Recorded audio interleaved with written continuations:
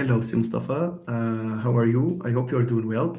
Si Mohammed Boysen, hello. Manzakina Si Mohammed Labasdar. Nice to meet you.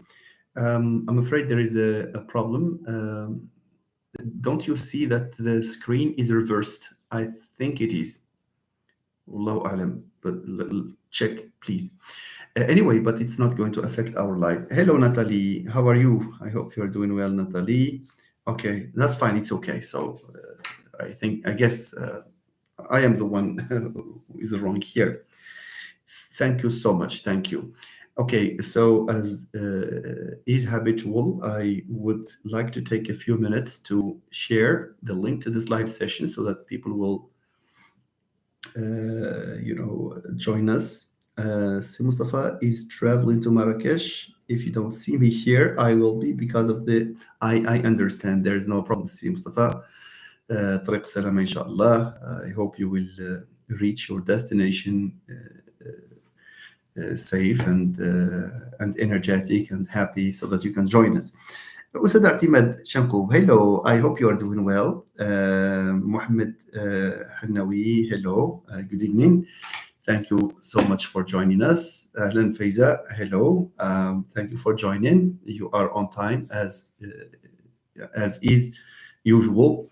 So let me just take a few minutes to do the sharing as I always do, and then I'll come back to you, ladies and gentlemen, to delve into the details of what we are supposed to cover today.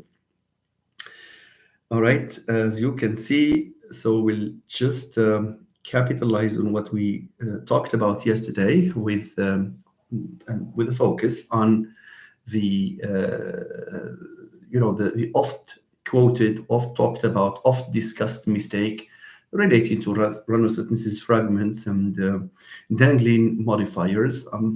Okay, I'm touching the wrong color here. Nice. So let me just share and then start in hopes that we will have more friends joining us here. Okay, so Facebook groups.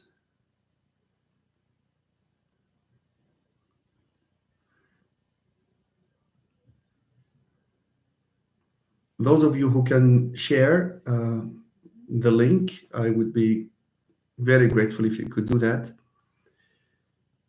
All right. Morocco, applied linguistics, phonology, ninth graders. Well, there's this, there is also this. Okay.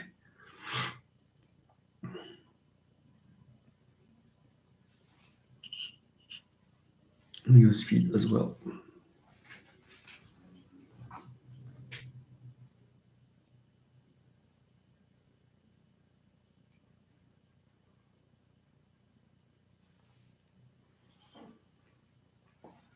In the meantime, some of you may have questions to ask right away, waiting for our friends to join us. We can handle those questions before the main session kicks off.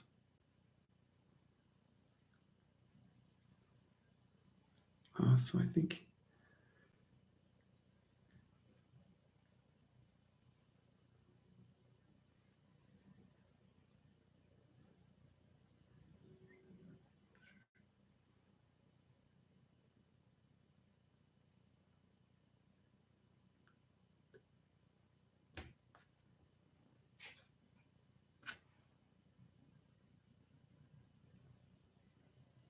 I did enough.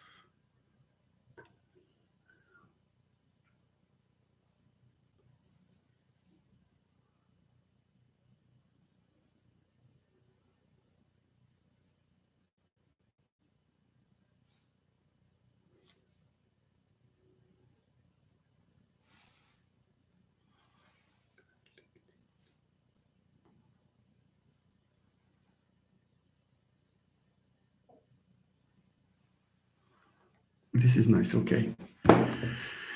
15 friends have joined. So let me see if I have. Okay. So Natalie is wishing a safe trip to Mustafa. Mustafa has responded. Okay. Sibu Knifi, hello. I hope you're doing well. Hi everyone. We have become a family. Okay, it's true that I also have this feeling that we are in a family. Barraho, good evening. Thank you for joining us. Samia, Ustada Samia Mustafir, hello. Thank you for joining. Si Mohammed Tawshiq, hello. I think with these 14 we can start. أهلا أستاذة فاطمة أشلحي, hello. I hope you are doing well. وعليكم السلام سي حسن فطري, كيف حالكم؟ سي حسن is an example of someone who is very courageous and willing to learn more because he is an imam, فقيه, an imam, and then despite his tasks, he's very busy.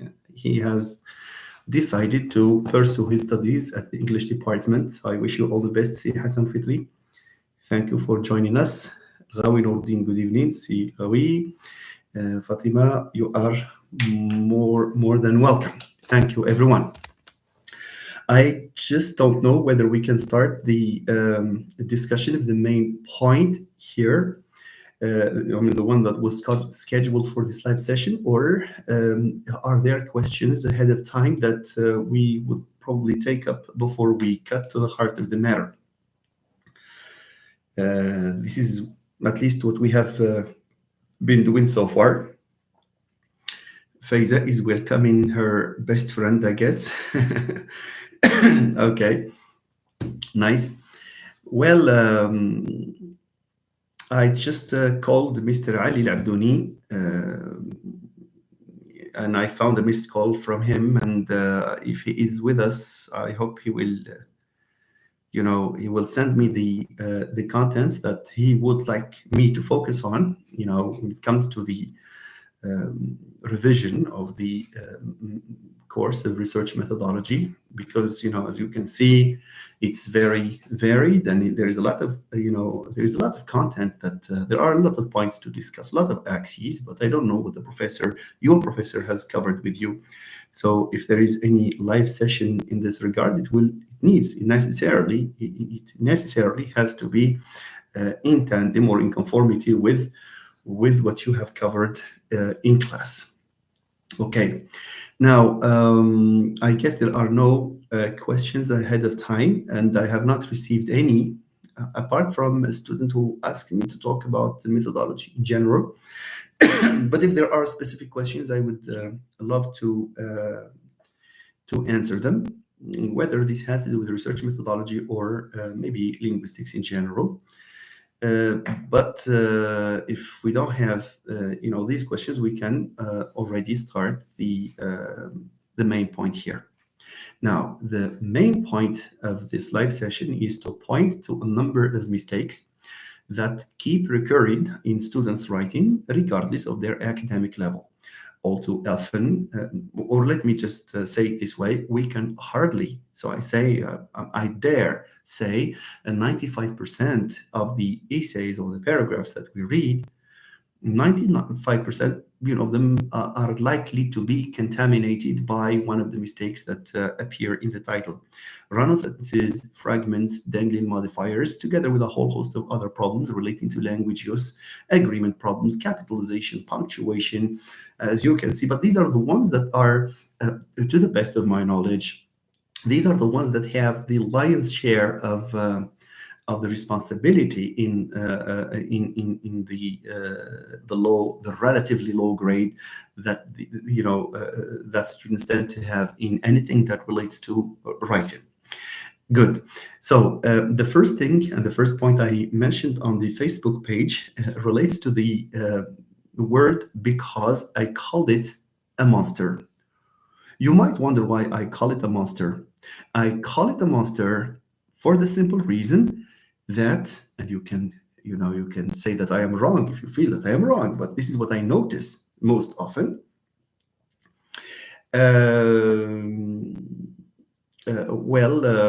So I will read your comments later on, my friend.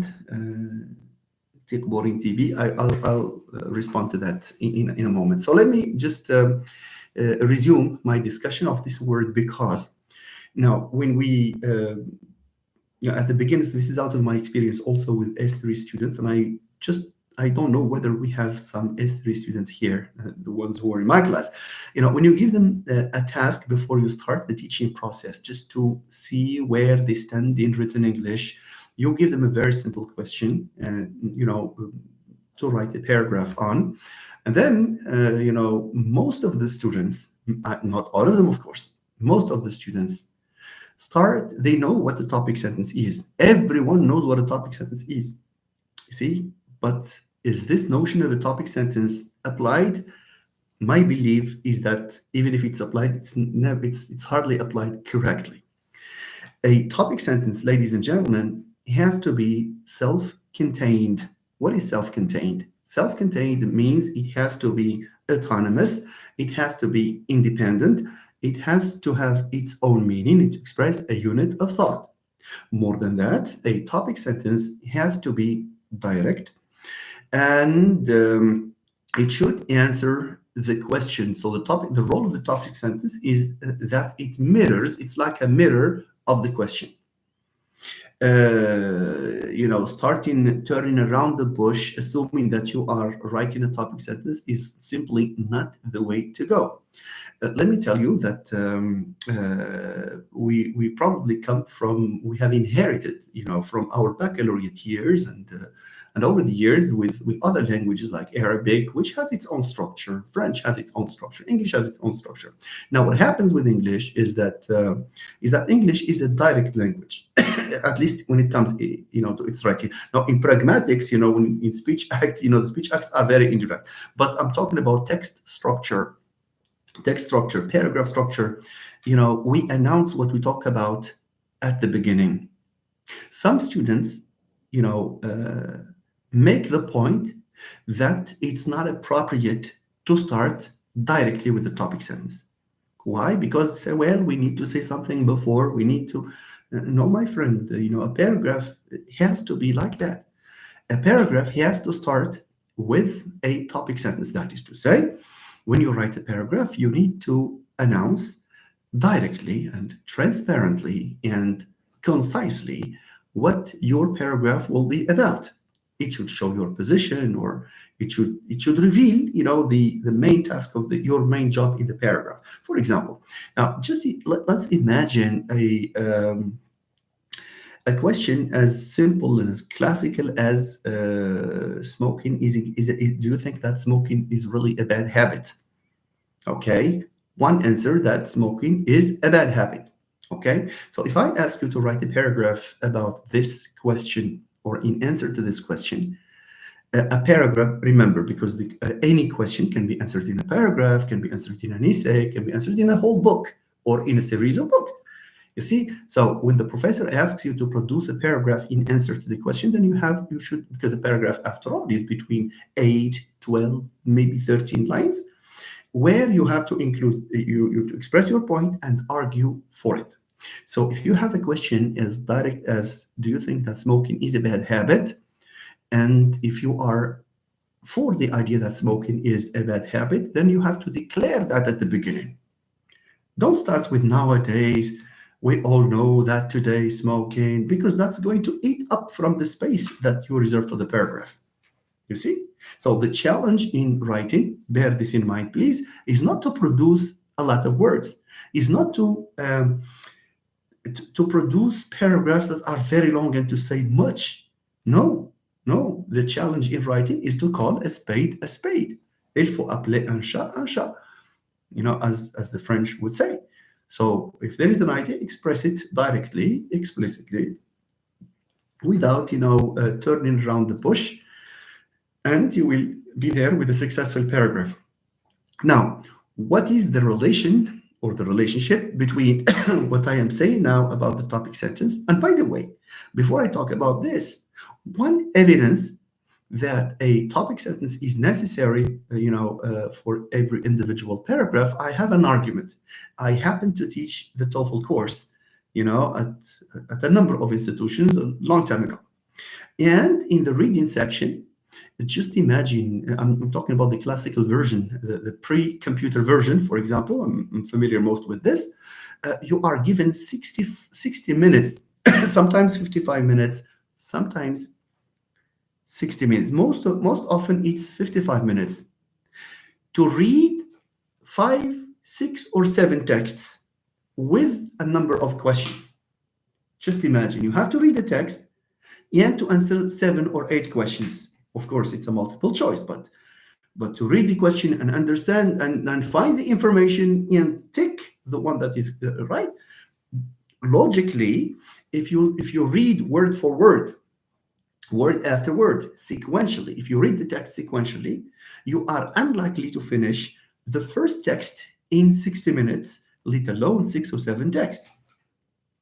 Of course, in the TOEFL course, they teach, the strategies that you need to follow.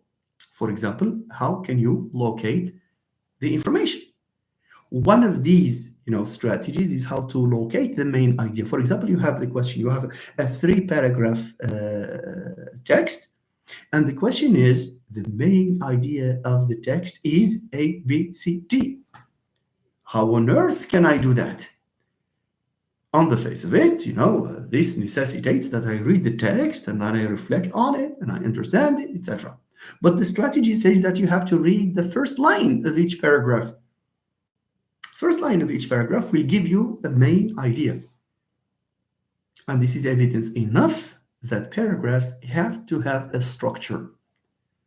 And the structure of a paragraph is that it should best start with a topic sentence. A topic sentence is a sentence where you express your thought, and what comes after it, the sentences that come after the topic sentence work towards supporting what you say in the main, in this topic sentence. For example, smoking is a bad habit. The rest of the paragraph, you have to show the respects in which smoking is a bad habit. Maybe supporting information number 1, maybe its consequences on health, maybe on money management, on probably other things. You see. So all in all, and this is something I'm afraid I'm repeating myself here. The topic sentence is is a must, and people should not, writers should not do without, even, by the way, it's not just we should not just think of the composition course. This notion, this strategy of starting paragraphs with topic sentences applies to every single course. It even applies to the sections in your thesis, in master's thesis or doctoral thesis. Every individual section consists of paragraphs, and every paragraph has to have the structure of a paragraph. I have to open a bracket here and send this message to our dear friends here who are working on their theses. Look, my friends, you cannot, if I open a thesis, for example, and I find, and this happened, of course, and I always, remind students that this is a thesis and that sections have to come in the form of paragraphs, not, for example, in 2 lines here, sometimes 3 lines, and then you start a new paragraph and you assume that they are paragraphs. Come on, that should not be the case. All right. So the topic sentence is, again, is an indicator of, probably is one of the main indicator, of course, of a paragraph, because a paragraph is a unit of thought. We talked about this yesterday when it comes to sentence, but units, or we have different types of units of thought. All right, nice. Now, what's the relationship between this and because as a monster?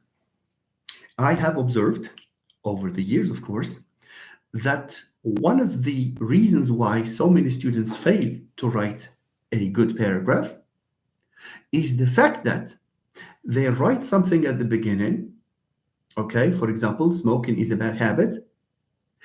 Some students simply do not find it logical to stop. They think that they have to be generous by adding more information. And this should not be the case, of course. specifically when it comes to the topic sentence, we know that why do we call it a topic sentence? We call it a topic sentence because it's a sentence in the first place. It has to take the form of a sentence. It can be a simple sentence, a compound sentence, a complex sentence. Out of these three, it's something else. There's a mistake. Now, what happens is that some students write one of these. Usually, they write a simple sentence, and it's preferable for a thesis statement, to be short and direct and simple.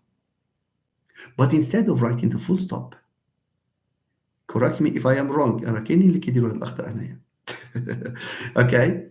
كيكتبوك مثلا smoking is a bad habit. عوض يدير full stop and to breathe in and then breathe out and perhaps smile and then start over. No, they say smoking is a bad habit because, شوف, once you write because, in this specific case, after you are done, after you finish writing your topic sentence, شوف, إذا مشيتي كتبتي because, it means that you will write 3 or 4 lines in a row, okay? And you are most likely to make a mistake there. Either a mistake of a run-on sentence or other types of mistakes. Okay? So this is why I say the monster, because it's the way people use this because in this specific context. That's something I have gleaned from my experience with students. I taught paragraph writing at the level of S2 and then advanced composition, and previously it was composition 2, and I have experience with the students' papers that I correct that have this problem. You see, people, as though people believe that it's not enough to write this sentence and stop. So one has to learn how to stop from time to time. You see? So this way of answering a question, I express the first idea and I write because, and then you go.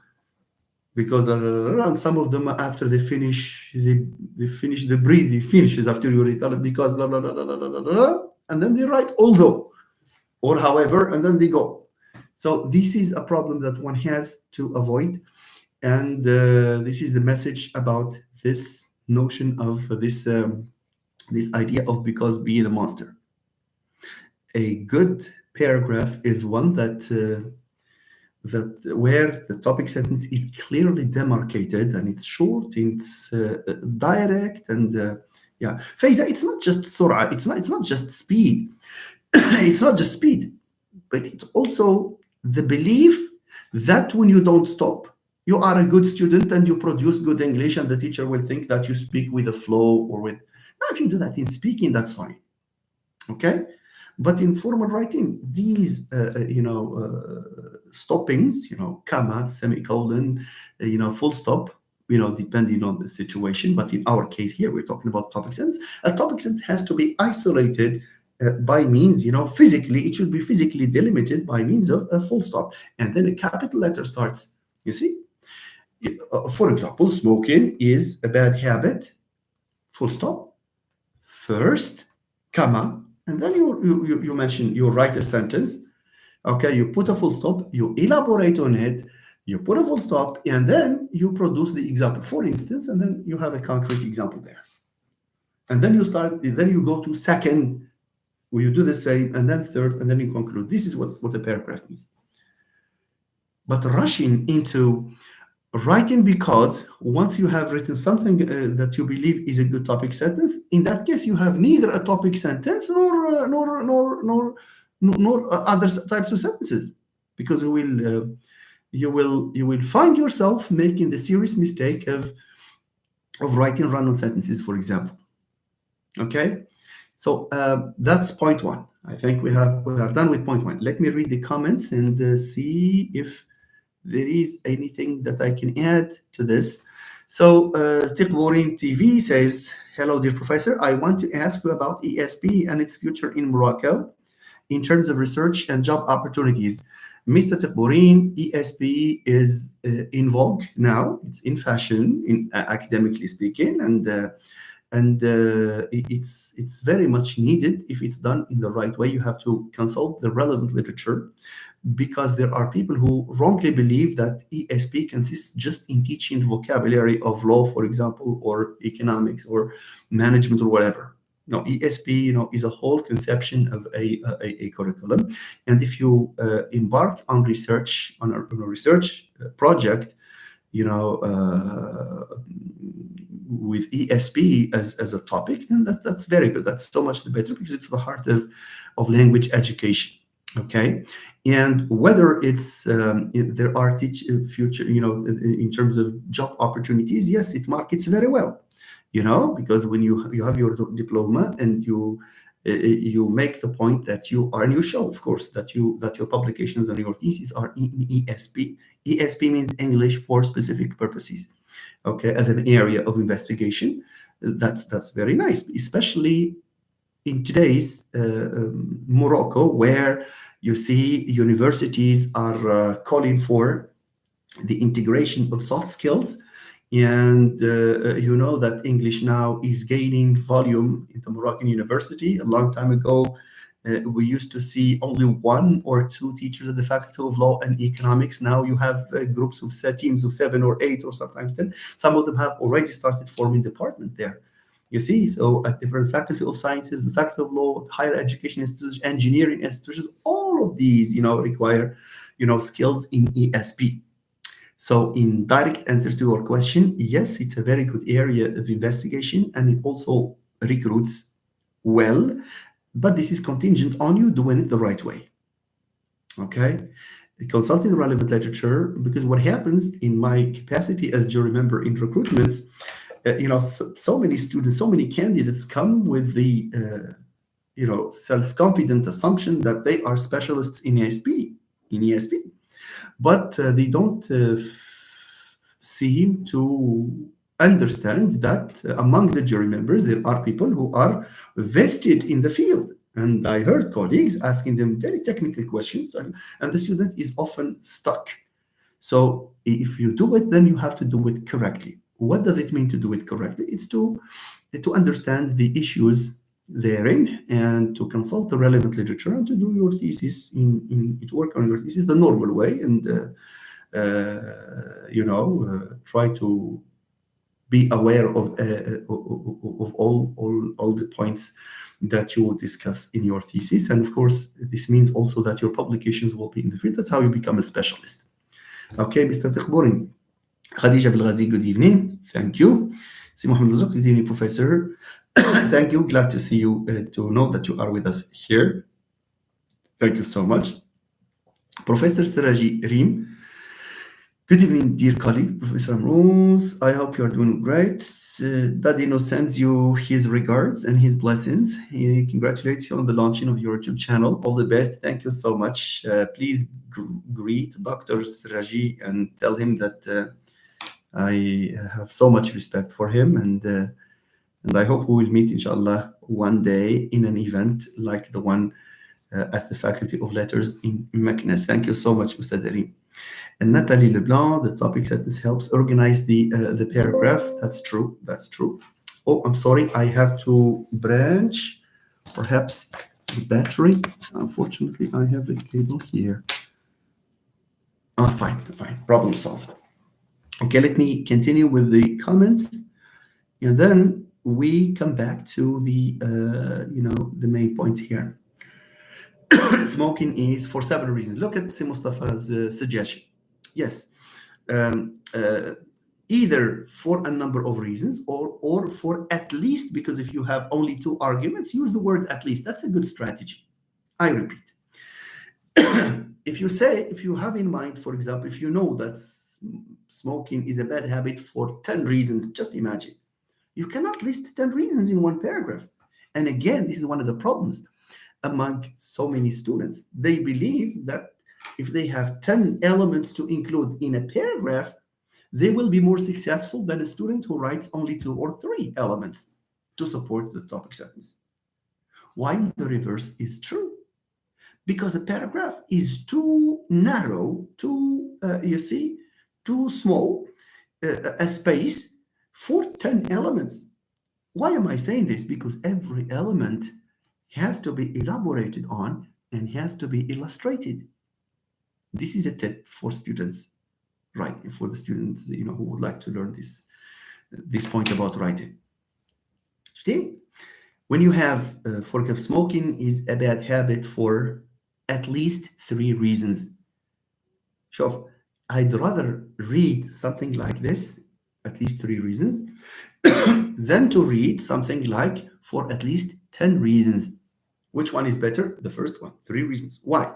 Because 10 reasons, even if when you stuck them one after another successfully, and then you have a shape of a paragraph and good English, it's not correct. It's not a good way of doing it. Why? Because if you have 3 points, it means what? It means you have point one, for example, the economic reason. You mention it and you elaborate on it, explain it, paraphrase, say something about it, put a full stop, and then introduce a concrete example. Why do you forget these things, dear students? Concrete examples are what contributes to the clarity of your writing. You need to assume that the one who will read your work knows nothing about the topic. You have to make the assumption that the one who will read your work knows only English.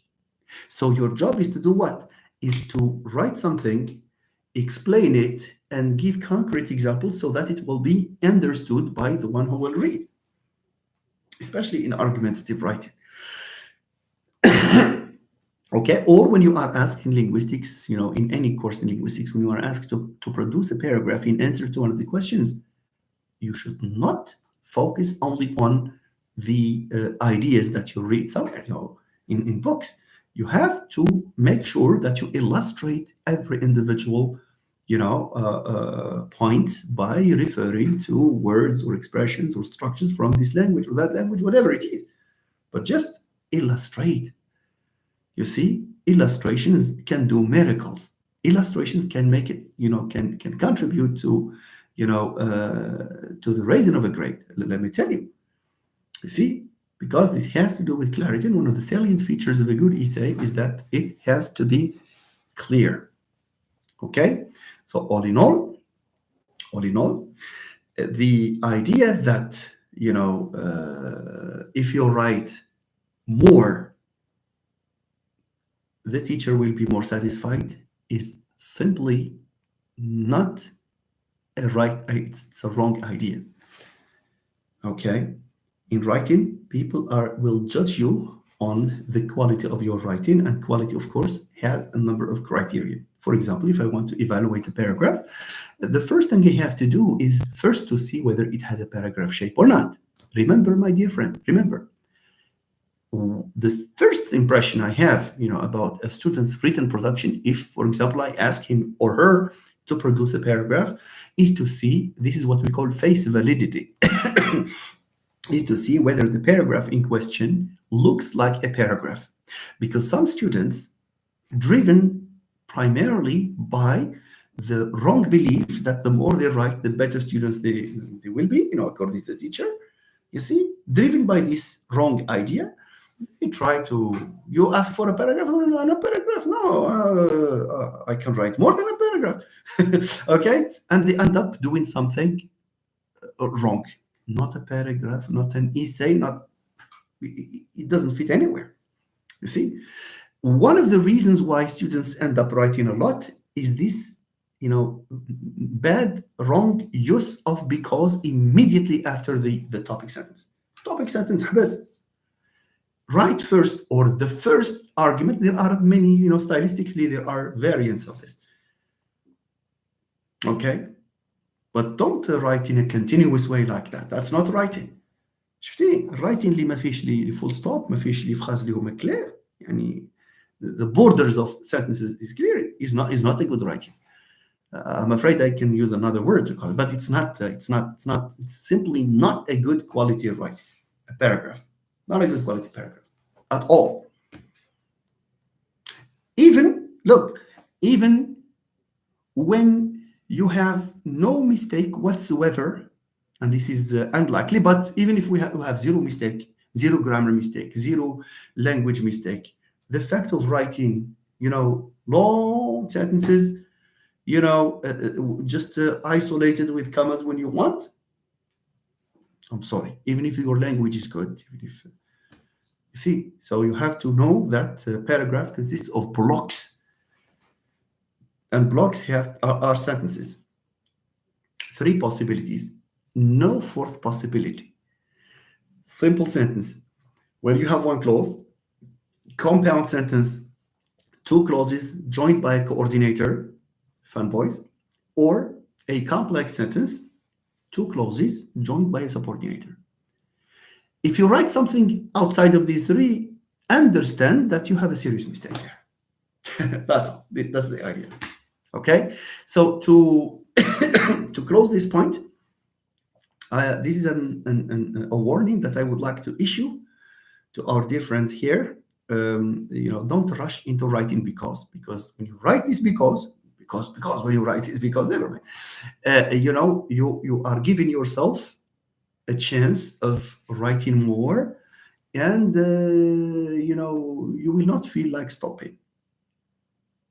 There are, for example, there are sentences, for example, paragraphs where the student starts from here. Some students don't write a topic sentence. Those who don't write a topic sentence, no, they start with general ideas, while the question says write a paragraph. Write a paragraph. An essay, we're not talking about essay yet. That's something else. But when your professor asks you to write a paragraph and you start writing general stuff here until, it's not until here that you start writing your topic sentence here. And when you write your topic sentence, you say because, and then you put a full stop here. And then you turn over and then you ask, sir, can I have an extra exam sheet? Because I want to, because I have more ideas to express. No, that's not the way to go. You see? So here we're not talking just about composition, but there are courses, exams in which the professor says, answer the following questions in the form of paragraph or the following questions. Sometimes it's just one question, among many, of course, that you are asked to write in the form of a paragraph. Please pay attention to these things. Problems start here. Some students do master the basics of grammar. They do monitor their language. They do choose the right word in the right context. But because they have this problem, because the problem still persists among them, this type of problem of writing long sentences, of writing because, and you see, it's like opening a Pandora's box for further problems. All right? So I hope you understand this. So please, put an end to this state of affairs. A paragraph has a strict structure. An essay has a structure that is academic and that you should not, you see. We will come to these things later on. Okay. Now let's just, Mohammed Bouknifi, could you possibly, okay. So we are done with this point. We are done. If you have a question, type it, please. Now, I would like to move to the other point, and I would like your attention, please. But I think I will take a break because I will answer Si Mohammed Bouknifi's, question very briefly, and then talk about run-on sentences and fragments. Of course, I will give you examples of these problems. Si Mohammed Bouknifi says, "Sir, I have a question from a friend. In quasi-experimental research, does the researcher participate in conducting the experiment, or do they assign someone else to handle it?" No, it can be either way. It will not affect, the treatment. It will not affect the treatment if, but this will depend, because you cannot send, for example, a student to conduct an experiment. You cannot send someone who is not knowledgeable in the field of research to go and help you with the quasi-experiment. Okay, so if you do it yourself, it's so much the better. Otherwise, if you decide that you don't have time or you need help from someone, one thing you can do is probably to give clear instructions to the one who will help you, And but there is no rule saying that you should do it or someone else should do it. But don't take a wrong step in this regard, so that your results will not be biased. So if you are sure that your results would not have changed if, or will not change if you, or would not change if you were to conduct the experiment yourself, you can delegate this to someone to do it without any problem. All right. Good. Khadija Belghazi, in a paragraph, there must be a tool sentence. Without it, we cannot understand the meaning. Thank you. Thank you, Khadija. You summed it up all. Yes, because there is a sentence that has to summarize, all right, the contents, what the paragraph is about. Okay. Otherwise, the paragraph will not have heads and it will not have tails. People will not make heads or tails, from the paragraph in question. It has to have a head, just like phrases have heads, so paragraphs have to have heads, and structures in general have to have heads, of course. Natalie says unity and coherence are crucial elements in effective writing. I fully agree with you, because we will not achieve unity, we will not achieve coherence, Natalie, if, for example, we don't have this guiding sentence that says, that declares, what the content of the paragraph will be about. Remember, we are talking just about the paragraph here. We're not talking about the essay yet, because there are some, different tips to handle the essay. All right. So I hope Natalie's question has been reacted to, or at least a reaction. Sorry. I think I missed something here.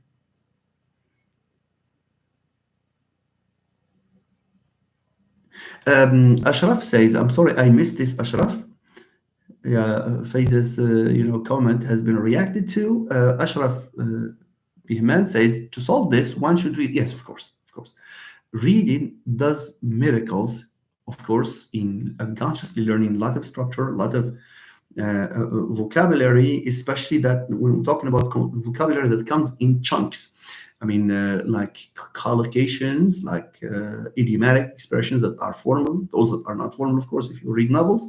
You see, so you have all sorts of, reading can boost your, writing capacity to a large extent. Said Rafi says, L1 interference, we always use hitash. I believe this, yes, that's one possible way of explaining this abominable state of affairs. Yeah, perhaps, yes, because when you speak, you say hitash. Parce que, hitash, porque, that's a borrowing. You have this, I am confident that this is one of the reasons. There is this idea of transfer, because that's a transfer from orality, but probably there is also this belief that the belief in content, a fat paragraph is always better than a thinner paragraph. That's the belief. So this belief in quantity, explains this, but this belief in or this idea of L1 transfer at the rhetorical level, probably, yes, stylistic rhetorical level, can explain this as well. Learn from the worst. Learn from the worst has an exam in global culture. Take it easy. Learn from the worst. I wish you all the best, and just go to the exam with some self-confidence, and try to think about the content in answer to the questions, but also in how you answer them, and take it easy, because panicking will not give you, will not contribute to your success. I'm telling you. So I hope you will make it, inshallah. All right. Good. So that's tomorrow. Yes, Raji, most welcome. Thank you, Faiza. Can we write for many reasons? Yeah, there are two. Yeah, sure, we can write for many reasons. Can we write for many reasons? Yes, for many reasons. That's true. For many reasons. If you have 4, 3, 4, for many reasons. For a number of reasons. And if you will mention 3, for example, or 2 or 3, and you know that there are more than 2 and 3, the strategy is to use at least.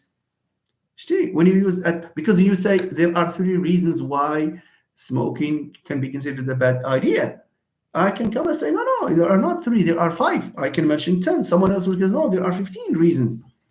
So introducing the word at least, okay, solves the problem here, because even if you say three, no, nobody will say, no, no, you are wrong, there are 10, because you said at least. Okay, so, but you can also write for many reasons.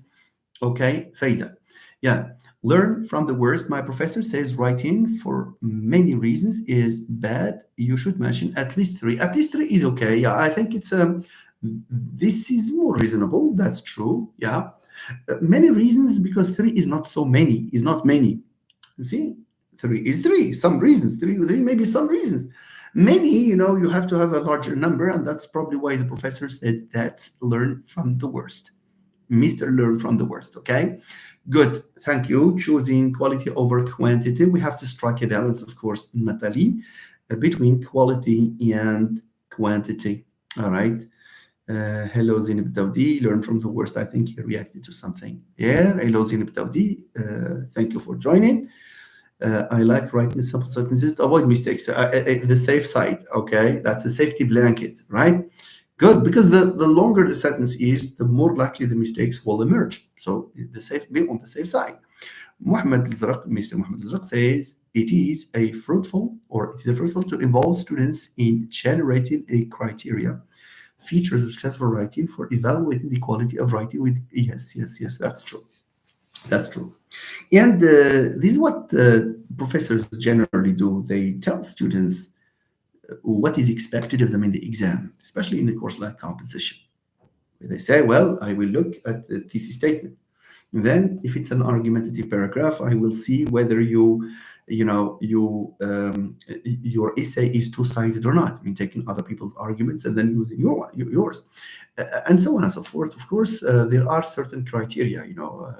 Writing needs to be corrected on objective criteria. There are checklists, for the correction. If it's impressionistic, it will never give you an accurate grade that reflects, how successful your essay or your paragraph is.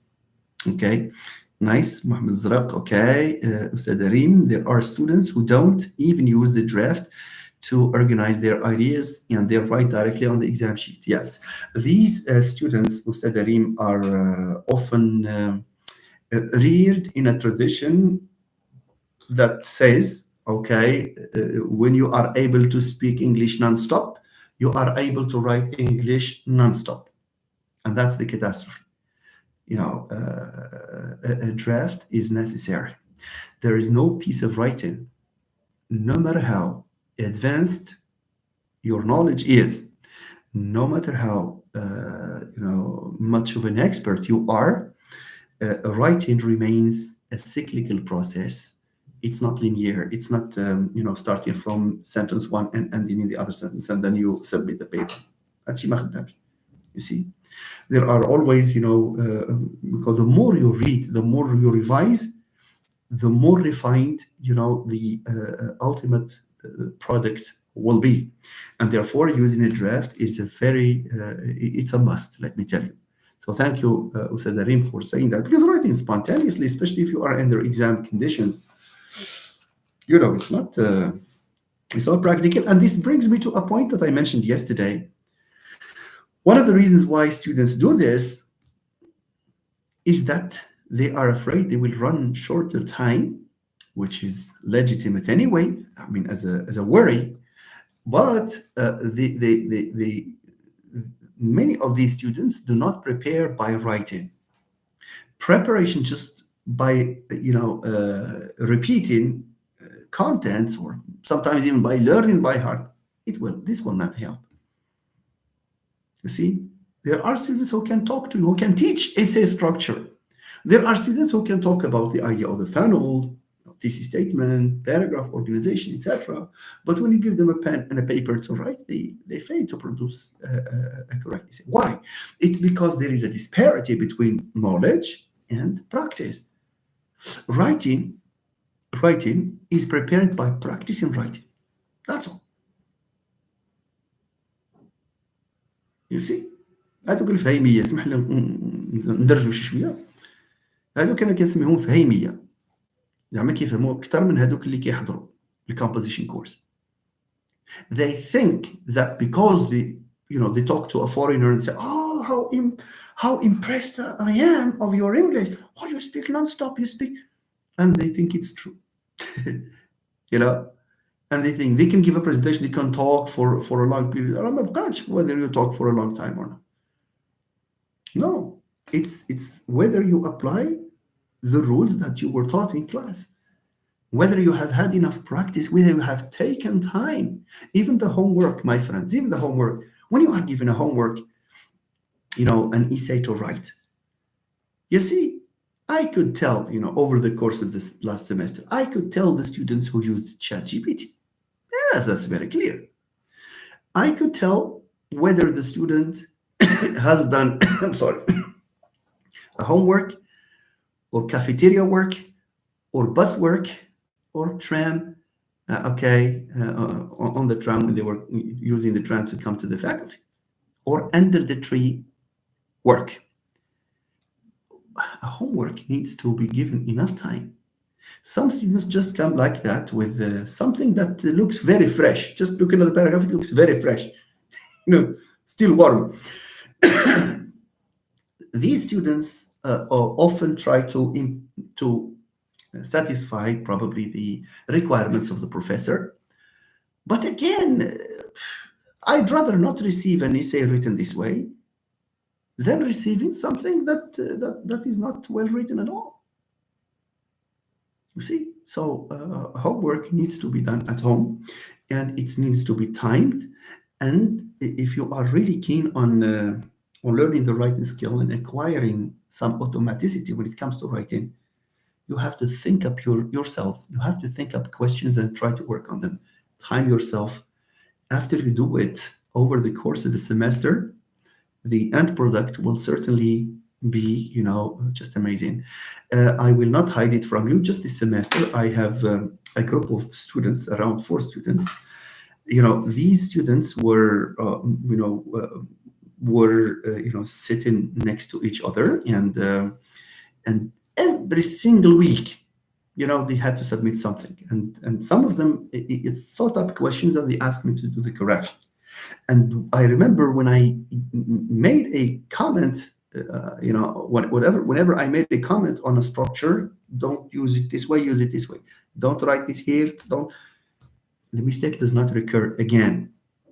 What was the consequence? The consequence was that I was very impressed by the final product on the day of the exam. Honestly.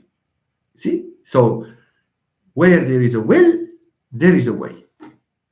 Needless to tell you that the first attempts of these students were, they produced very weak essays.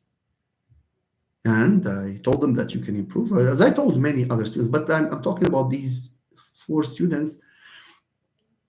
But there were more, but these because they were a cluster in a class, they were always sitting next to each other, and but there were other brilliant students. I cannot name names, but I remember very brilliant students. Okay, but the ones who did not attend, or the ones who used to submit ChatGPT generated essays, they did nothing on the day of the exam. Well, what does it mean? This means that if you want to learn about writing, you need to write, my friend. You need to write, not watch people, talk to you about writing, or not learn the writing rules just like that. I keep telling this to my students. All right. So this idea of peer correction is, that Mohammed El-Azraq said, yeah, it's very fruitful, but it takes serious students to do that. All of them have to be serious, and they will learn from each other, and the result will certainly be a good one. Asma Narjis, hello, and nice to have you with us again. Thank you so much. Okay, I think we have. There are good. There's a plethora of comments here. Udman Walush, thank you, Professor, for your time and for disseminating knowledge Writing is among the most demanding and daunting tasks to do. I should admit that I still have problems when it comes to the composition. Look at Sirat Man. Admitting that it's difficult and admitting that there are problems, it's better to. We all have problems. There are chances for us to make a mistake here or there, and it varies. Or it varying degrees depending on how experienced each of one of us is, and depending on how much writing a person each of us has been involved in, etc. But it's good to admit that you have a problem when you feel that you have a problem. Because if you assume, as do so many S3 students, for example, because I have been teaching I've taught the course this semester. People think that they have a very high level of English. Why? Because they are able to produce "I'm gonna go" and "gotta go" and "wanna go," and they produce that raw. But I haven't. They think that they are صافي. عاد غيجي يقراو عند أمروس. They are. You see, that's the point. And this is a wrong idea. And you can see that in the way they write. شي واحد كيكتبوا الكوز هكا كيديروا داك الفيرغول وكيديروا الكوز. علاش؟ حيت because he's old school perhaps, or gonna عاد انا ندير going to is maybe from the 20th century. Now we are in 2025. Going to.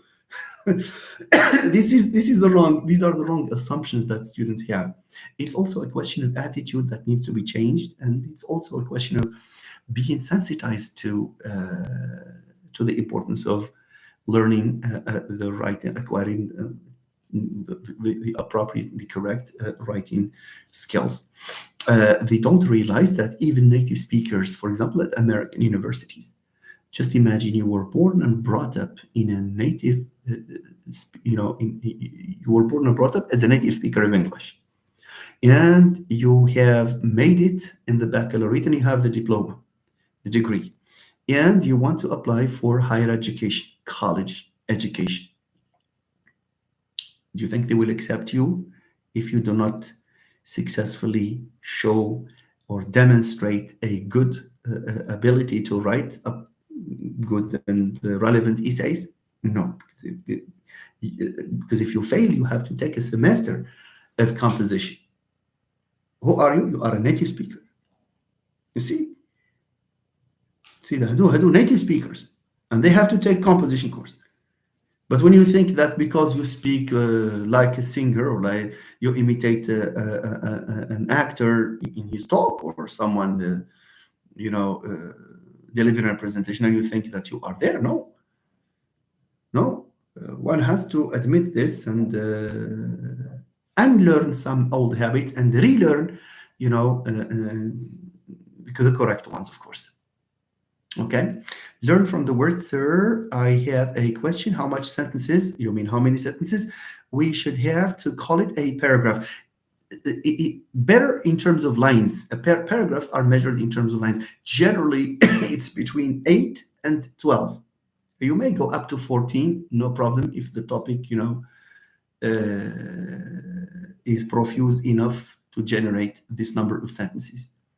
Okay, but not for lines, not 25 lines. Okay, so keep it there. So the standard is 8 to 12, but you can add to it a few lines. Okay, education in ALT.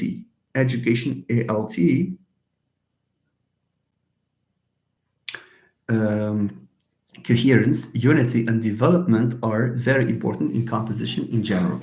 One way of achieving coherence and unity, and also development, I think these can be encapsulated in the concept of a topic sentence, because if you write a topic sentence and you mark it and you plan the rest of the information that supports this main idea, then you will achieve the three. Okay, for example, when you have a clear topic sentence, smoking is a bad idea. If you have this as a topic sentence, you cannot come in the middle of a paragraph and say, however, or smoking sometimes is not a good. That's a violation of coherence and unity.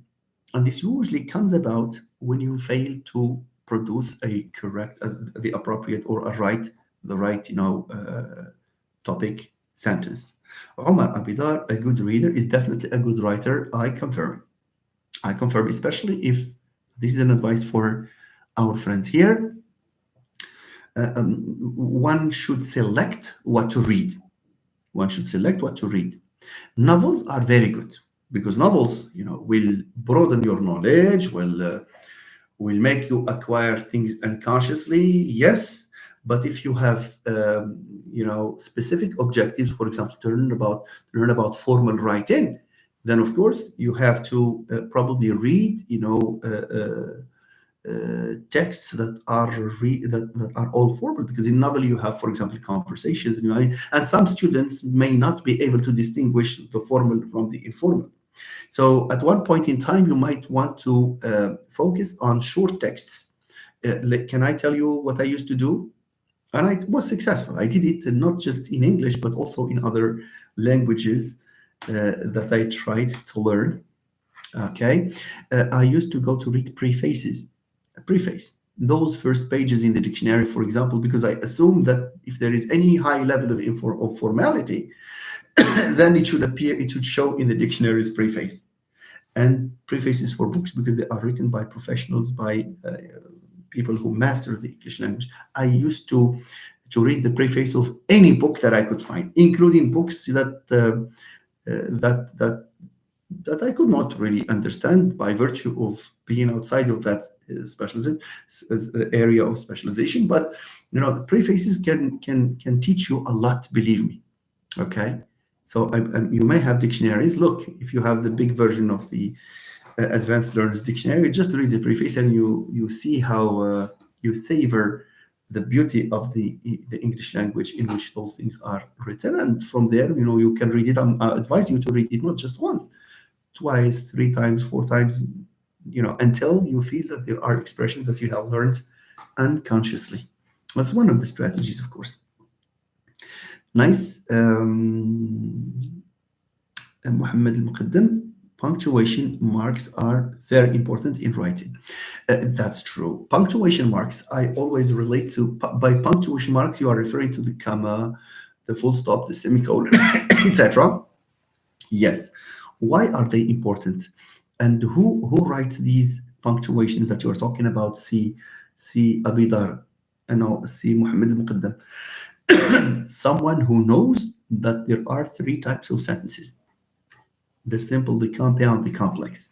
And since every single sentence has to start with a full stop and has to start with a capital letter and in a full stop, they are unlikely to have mistakes relating to the use of the appropriate punctuation. Okay, so thank you. Yes, and I agree with you when you say it's are very important, because if you use the wrong punctuation, you are likely to fall in the. For example, if you need to have a full stop but you end up having a comma, that's a run-on sentence, as we will see in a moment. And if you are supposed not to write anything but you write a full stop, you have cut the sentence into two. That's a fragment, and so on and so forth. All right. Okay, Hiba says, what do you advise, Professor, for someone who wants to specialize in linguistics? Unfortunately, I have a vague idea about specialization, even though I want to pursue it. This is really nice. This is a question that is very relevant and very legitimate. A question from Hiba about her choice of linguistics. Look, at the end of every year, I am often asked, frequently asked by students, sir, should I follow linguistics or should I follow literature? My answer is follow what you love, follow what you will enjoy. Okay? Don't listen to advice to the left and to the right. We are necessarily different. You may find someone brilliant in issues relating to linguistics, in courses relating to linguistics, but very average when it comes to cultural studies, because they don't want these discussions of novels, of characters, and literature, of course, cultural studies and literature. But there are people who say, well, these technicalities of linguistics are probably, it's just an attitude. They think that they are worth this. They are just limited, and they are while in literature is very broad and it opens up horizons for a lot of questions, a lot of, you see, to each his own, as they say. So my advice, Hiba, is to follow what you think you will enjoy. Fortunately, S4 is about to kick off, and this one here will be an opportunity for you to discover which, track you will enjoy most. That's my answer to. There is no branch that is better than the other branch. Okay. At the end of the day, as I said yesterday, people will judge you on for recruitment or for master or for your future steps. People will be more concerned with whether you master the English language or not, whether you master what you studied or not. That's all. So Hiba, follow what you have, what you think you will enjoy doing, and so in linguistics you will mostly study phonetics. That's what we used to do. Phonetics, sound description, articulatory. Mostly articulatory phonetics. You will do phonology, syntax, semantics, pragmatics, and some general issues relating to linguistics. In culture studies, you have theories, of literary criticism, you have development of cultural studies, you have globalization, media, you have very interesting topics, of course, as well. But this will depend on what you think you enjoy. This it's very bad when you find yourself in a track that you don't like.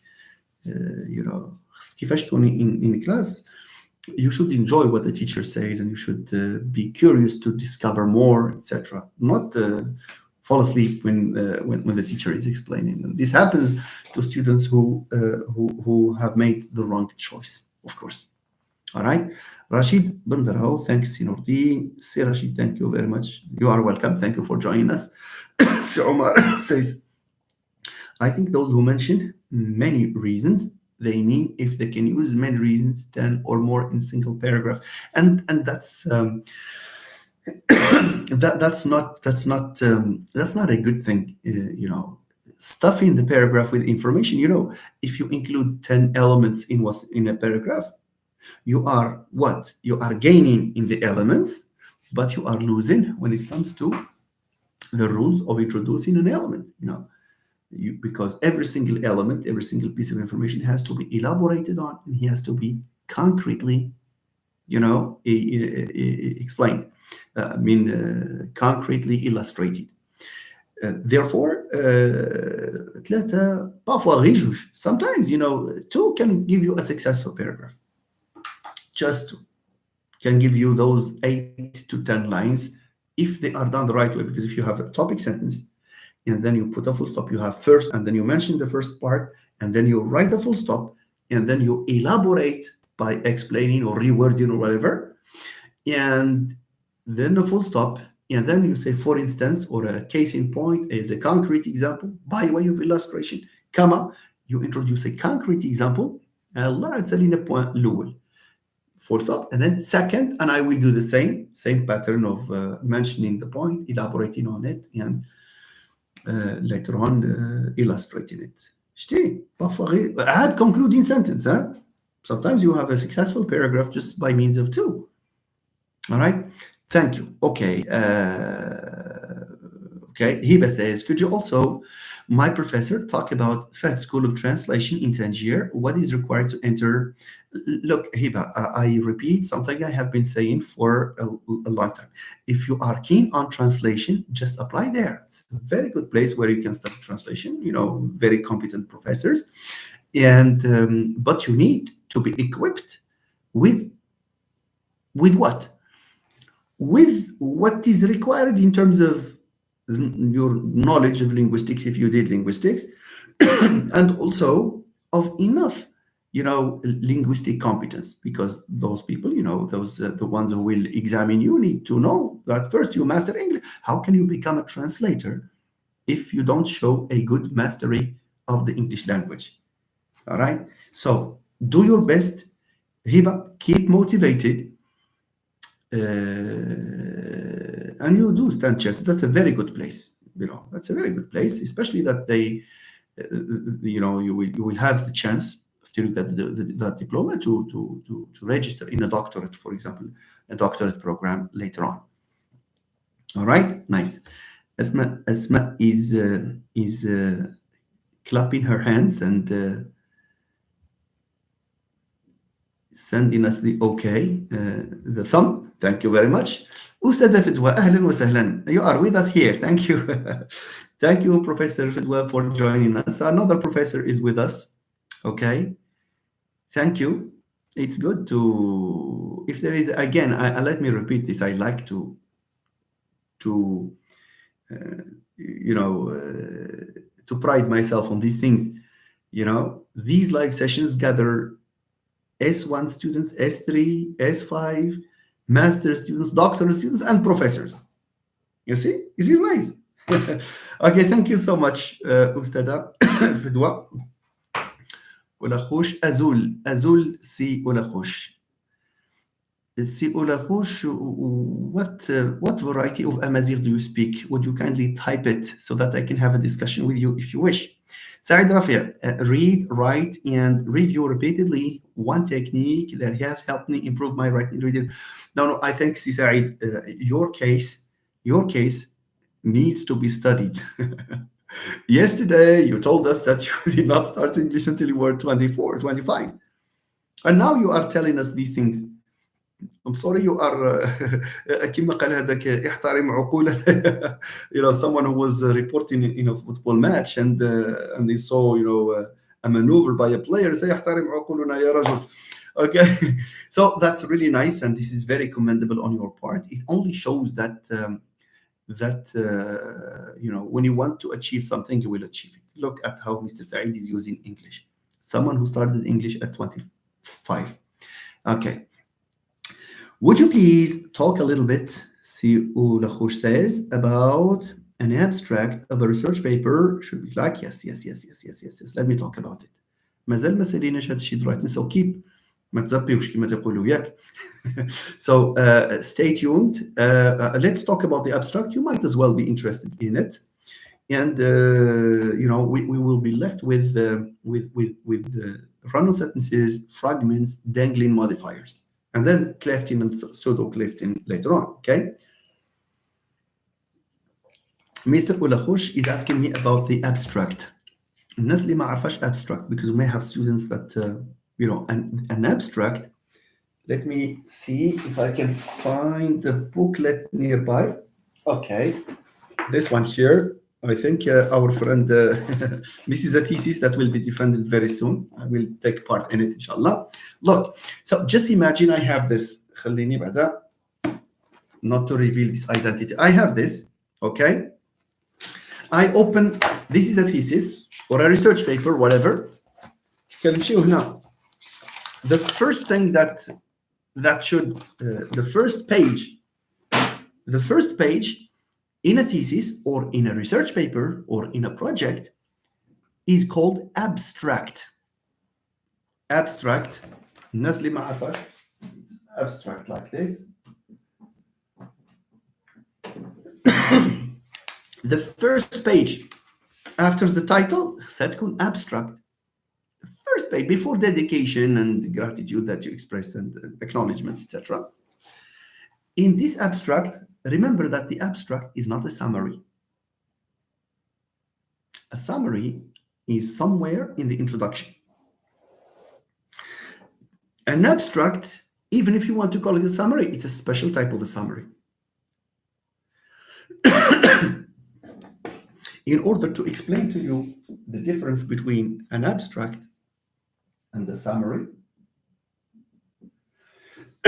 I need to make it, I would like you to draw a distinction between a study and a research paper or a thesis, or it depends where you are. Master, doctor, كنقولوا لهم thesis. الآخرين research paper. Okay? So the research paper or the thesis, you see, had physically, this is what we have here with chapters, and this is not called a study. This is a report on the study called a dissertation, a thesis, a research paper, etc. The study is the process, is what the researcher did. For example, thinking about the objectives, collecting the data, analyzing the data, generating the results. هذه هي study. When you use this process, we express it in words to produce this, then we have produced a dissertation. I hope you understand me. The study is here. The dissertation is on paper. شو العلاقة بين هذا الشيء وهذا؟ An abstract is a brief summary, not of the dissertation, no, of the study. It means what? It means, imagine I have a research paper, that I finished successfully. The professor says, okay, it's fine. And I have to write an abstract. Unfortunately, شوفوا, some theses at all levels, some theses would come up with an abstract of 2 pages. That's not correct. That's not the way it should be done. An abstract, an ideal abstract, should be as long as a paragraph. Maybe a little bit long, but it should be 1 block. بعدها it should be 1 block. Writing an abstract like this, full stop here, and then you write full stop here in the form of paragraphs. No, it should be just 1 block there. What does this abstract contain? Very simply, whatever area you have, whatever area you are involved in, linguistics, theoretical linguistics, applied linguistics, literature, whatever, an abstract should start with a sentence, preferably a general sentence if you want, very general, relating to your topic, or you can choose to do without it. The necessary sentence, that the very necessary, essential and important sentence, has to do with what? With the objectives of your work. By the way, the paragraph for the abstract is not the the paragraph that we talked about in composition. No, this is a special type of abstract, of chunk, of block. So here you need to start with your objectives. For example, something like the main objectives of this study were to blah blah blah and to blah blah blah. Remember, in the abstract, we conjugate the main verbs in the past, not the main objectives will be or are or this thesis will analyze. لا, هذاك شيء في introduction. In an abstract, you have to conjugate the verb. The main thesis of this piece of work was to do this. Data were or was, depending on whether you consider it plural or singular, collected by me, or a questionnaire was administered. The results revealed in the past. So please agree on this. Main verbs in the abstract are in the past. Verbs that express the action, the course of action you take in your study. In the past. هذا رقم 1. Now, نرجع. What should an abstract contain? Basically, 3 elements. 3 الحوايج.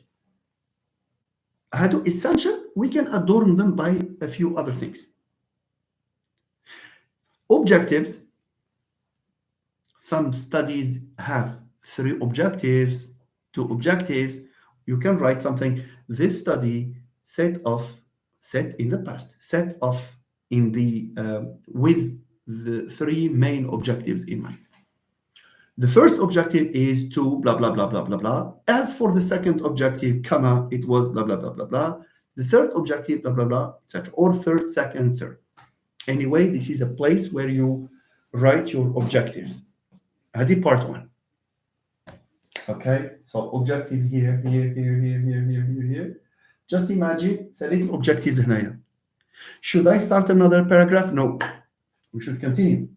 This part directly talks about methodology, or if it's literature, you take the approach. You talk about the approach that you adopted to analyze your data, or the approach you adopted in your analysis.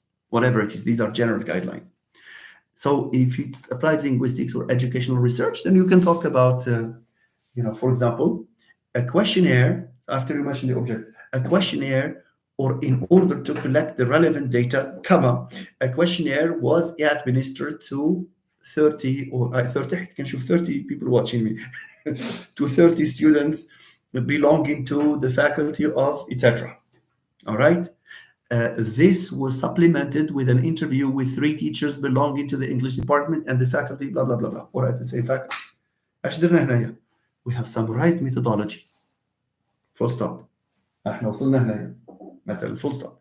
We continue.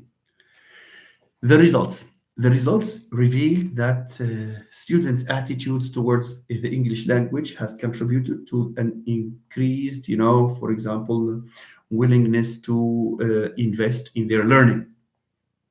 Safi. What? How? And what did you find? هذا هو الابستراكت. شكون سولني على I think Mr. ولا خوش. Okay? So I hope I have answered your question here. The word abstract. All right. Good. Learn from the word says thank you. Mrs.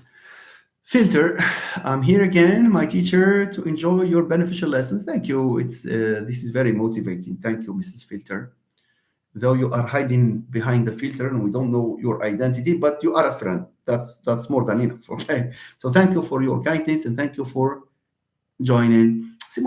We often confuse quantity and quality. Similarly, we often prioritize grammar mistakes over relevance, creativity, and originality. Yes, there are two levels.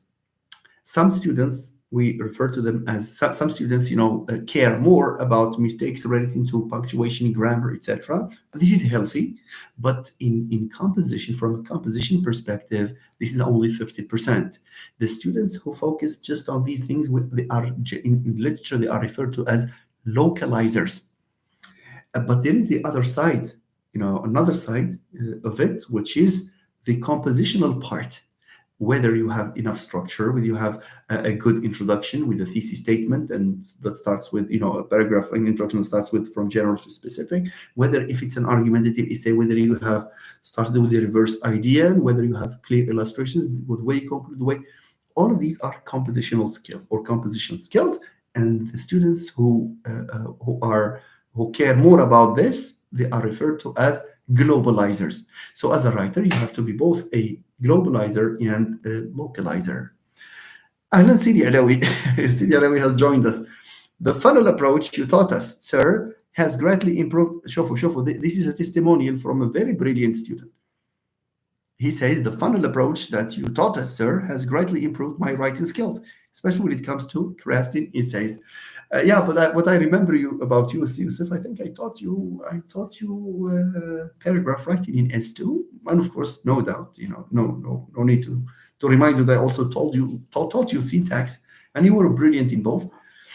You invested in a lot in yourself, and the end product was your capacity, to write outstanding essays. So I wish you all the best. Just keep it up.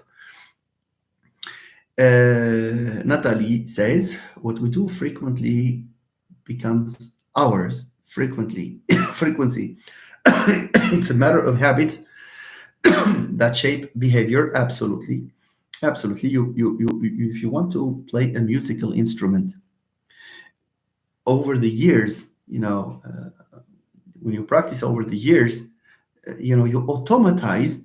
Your attention will shift very rapidly so you will be to the task, and it can, for example, there are people who use the keyboard by looking at other people. They can write everything while they talk to you, and there are people who can play the guitar, for example, while they can smile to you, and they don't, they are we say we're talking about the process of automatization. And this automatization comes as a result of course, exercise, repetitions, exercises, rehearsals, whatever. Okay, thank you, Natalie. Let's see Ashraf Mkhallaf. Long time no see, Mr. Ashraf. I have a question that might seem off topic. What are some areas of research where ELT, semantics, and pragmatics might intersect? That is very interesting. Very interesting. A whole host of areas.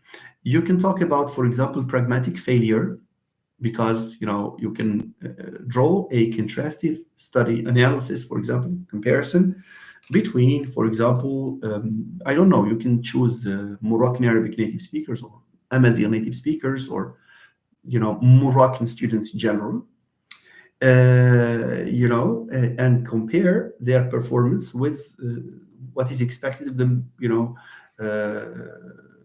when it comes to the echoing of native speakers production. In pragmatics, we have the notion, for example, of directness and indirectness. Cultures differ, and therefore pragmatics, speech act, production is likely to differ as well. So one of the areas is to talk about this issue of intercultural pragmatics by starting with a comparison. Of course, you can talk about the notion I said of pragmatic failure. Semantics, you can touch on vocabulary or the acquisition of idiomatic expressions, language processing, because I'm sorry, as you said, these are so related. All right, so you have a whole host of topics. In pragmatics, you can choose one speech act and talk about it, and see the respects, in which the Moroccan AFL learner observes, for example, the cooperative principle or the felicity conditions of a speech act, and so forth. So there are things, but this necessitates that you be introduced to some of the literature. You need to know what a speech act is. You need to read about it. You need to talk about L2 pragmatics. There are quite a few references. I can cite Bardovi Harlik and others, of course.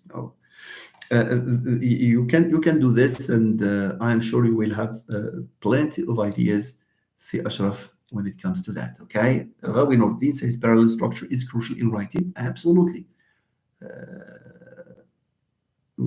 Among other things, of course, parallelism is generally when you have a conjunction, especially a coordinator, then parallelism is necessary.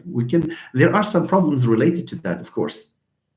For example, the use of not only but also. He not only studied English, but look at this. He not only loves English, but Spanish is his favorite language too. This is wrong. This does not observe parallelism. Why? Because after not only we have he studied English, but also we have to have he blah blah blah blah. He loves Spanish. He plus verb plus something. All right, that's a good example of this issue of parallel structures. We'll come to these mistakes later on, address them. Mr. Adnan, I guess this is Ilmanowar, okay? My doctoral supervisor. Hello, I hope you are doing well. Thank you for joining us. Natalie, literature focuses more on the creative and philosophical side of language. That's true. That's true. I think literature goes beyond linguistics, and it has more scope.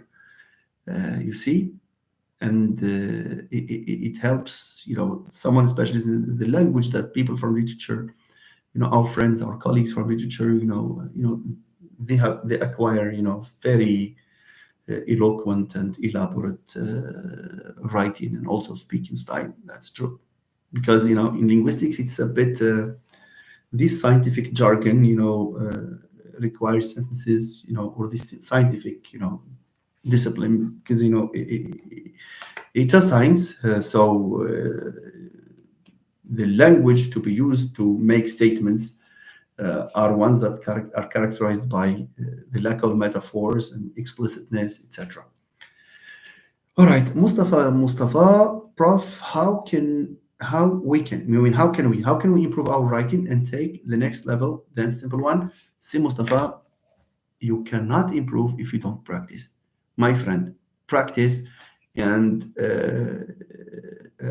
request from your professor, to correct for you what you produce. Produce one paragraph a week, for example, and give it to your professor or to any other professor that you think he can do this favor to you, and you will see how amazing you will improve. I wish you all the best, Mustafa. Mr. Adnan, would you kindly discuss how objectives, hypotheses, and research questions dictate the research design of the research? I think my answer is included in your question. So there is no other thing to say after this. Of course, I answer in the affirmative. Objectives, the starting point. We had a meeting some time ago, and this is the advice I always give to doctors and to any researcher who embarks on a research project. The first worry should be to know your objectives. That's the first challenge. You cannot do anything without a good mastery of your objective. You have to know them. You should be able to say, I will do this, I will do this, I will do this. I will compare this approach with the other approach here. And then I will, for example, see whether approach number two, is fit for this. I don't know, I'm talking in general or not. You can compare, you can explore, you can measure the effect of X on Y, etc. But you really need to sit down and jot down what you are after in your thesis. If you have just the area in mind, for example, vocabulary acquisition, you know what? When people ask you, what is the main point in your thesis? At volume vocabulary acquisition? No. Vocabulary acquisition is an area, okay, that can be tackled from. There are a lot of issues that you can derive from this area, and therefore, you have to obviously, the first step. If there is one advice I give to doctoral students, before you start writing your review, before you may, where will these objectives come from? The objectives will come from, number one, from your interest. Number two, from your readings, because readings will make you think up your objectives. Why? Because in the materials that you read, those people have their own objectives. So you will see, this has been discussed, but why has this person not, for example, included this objective? And then you can find an opportunity to do that yourself. You see, in other words, in collaboration with your supervisor and probably with other people you think are specialized in the field or are interested in the field, you can discuss with them these objectives. And of course, the objectives have to be coherent. And again, objectives should not be too many. 10 objectives is too much for a thesis. 7 objectives is too much of a thesis. 3, 4 objectives, that will give you an excellent thesis. Of course, objectives have the merit of informing your hypotheses. Hypotheses, what do you think hypotheses come from? They are derived from from objectives. Research questions are derived from objectives as well. You see, you start with so you have to think about your objectives, and then you mention your hypotheses. You articulate your hypotheses. Okay, and and all these, of course, depending on how you phrase your objectives, and of course your hypotheses, this will, for example, this at this level, you can decide whether you will go quantitative or qualitative. Okay, and for your design, and you will be informed partly by this, but also by the literature that you have consulted. So you have to do what the researchers in the field do. Okay, nice.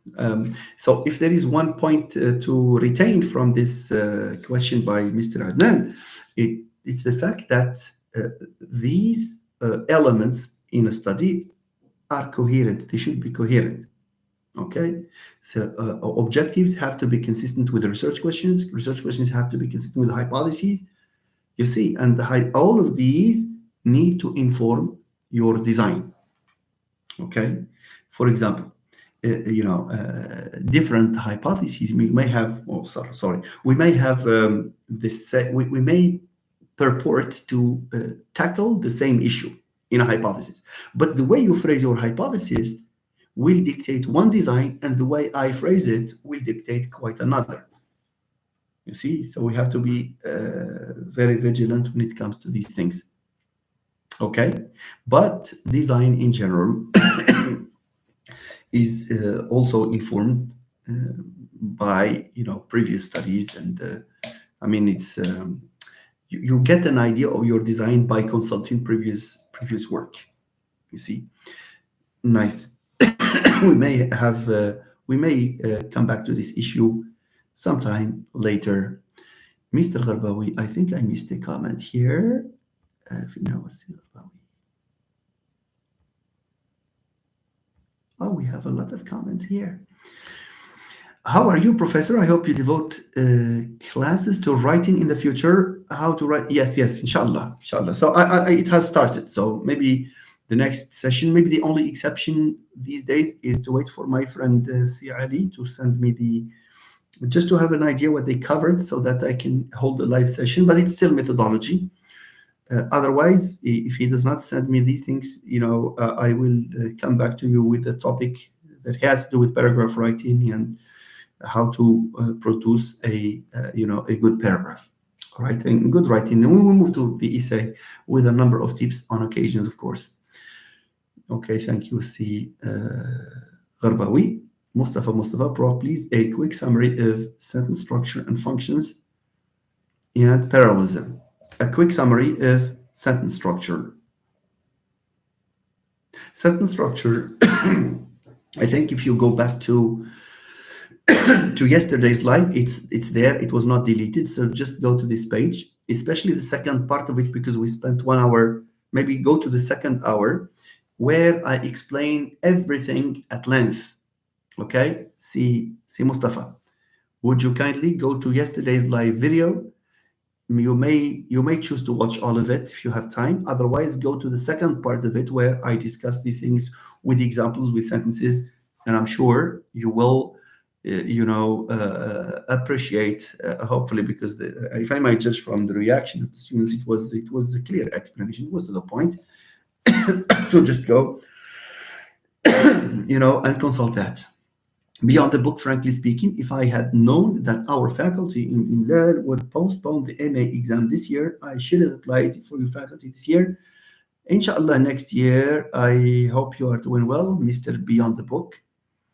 This only shows your keen interest in pursuing your studies. That's already a good thing. I wish you all the best in this regard. I mean, Beyond the Book says, I adore the way you convey and elaborate ideas.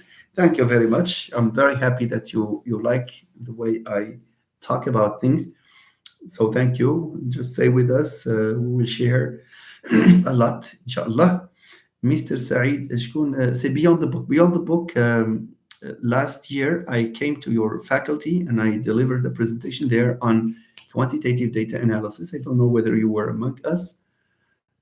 I was given the promise that I will be called upon again, and I'm waiting for the invitation. If I am called upon, I will not hesitate to come and deliver another lecture, inshallah. Saeed Safart says, hello, if I have the master's degree in literature and I am also interested in education, having obtained many certificates in this area, is there a chance to pursue doctoral study in education? Yes, there is no problem. There is nothing that will prevent you as long as you can. So what it takes, Mr. Saeed, is to convince the jury members that you are a good writer of the English language, that's for sure, and also that you know what you are talking about, that you have a proposal that is convincing. Why? Because literature and education, you can find common points between them. You can take an educational perspective to a literary issue, or a literary perspective to an educational issue. So all in all, there is no problem whatsoever. There's no problem with that, as long as you can convince the jury members. Sorry, Saeed Rafi, and that will depend on your topic as well. See, a topic that has to be, you have to show that you are well read and that you know what you're talking. Because can you just for doctors can two challenges: know what you are talking about, write your ideas in good English. Tough. Inshallah, you will stand chances. Okay, Saeed, thank you, Professor. When will that thesis take place? I'm afraid I don't have the date yet, but it's probably towards the second week, perhaps, of February, or the third. Anyway, I will inform you, Mr. Saeed. I will inform you once I get the date. Saoud Manoualouche, I know you're an Amazigh person, sir, and I see how that you're interested in a comment which says, Azul, I'd like to know what dialect you speak. If you care to know mine. I speak once spoken in the southeast of Morocco, particularly in Qil'at Maguna. All right. Qil'at Maguna near Sakura, and then you have Bumel that's and then Milguna or Sakura and then Qil'at Milguna. I don't know which. I remember I I used that route once.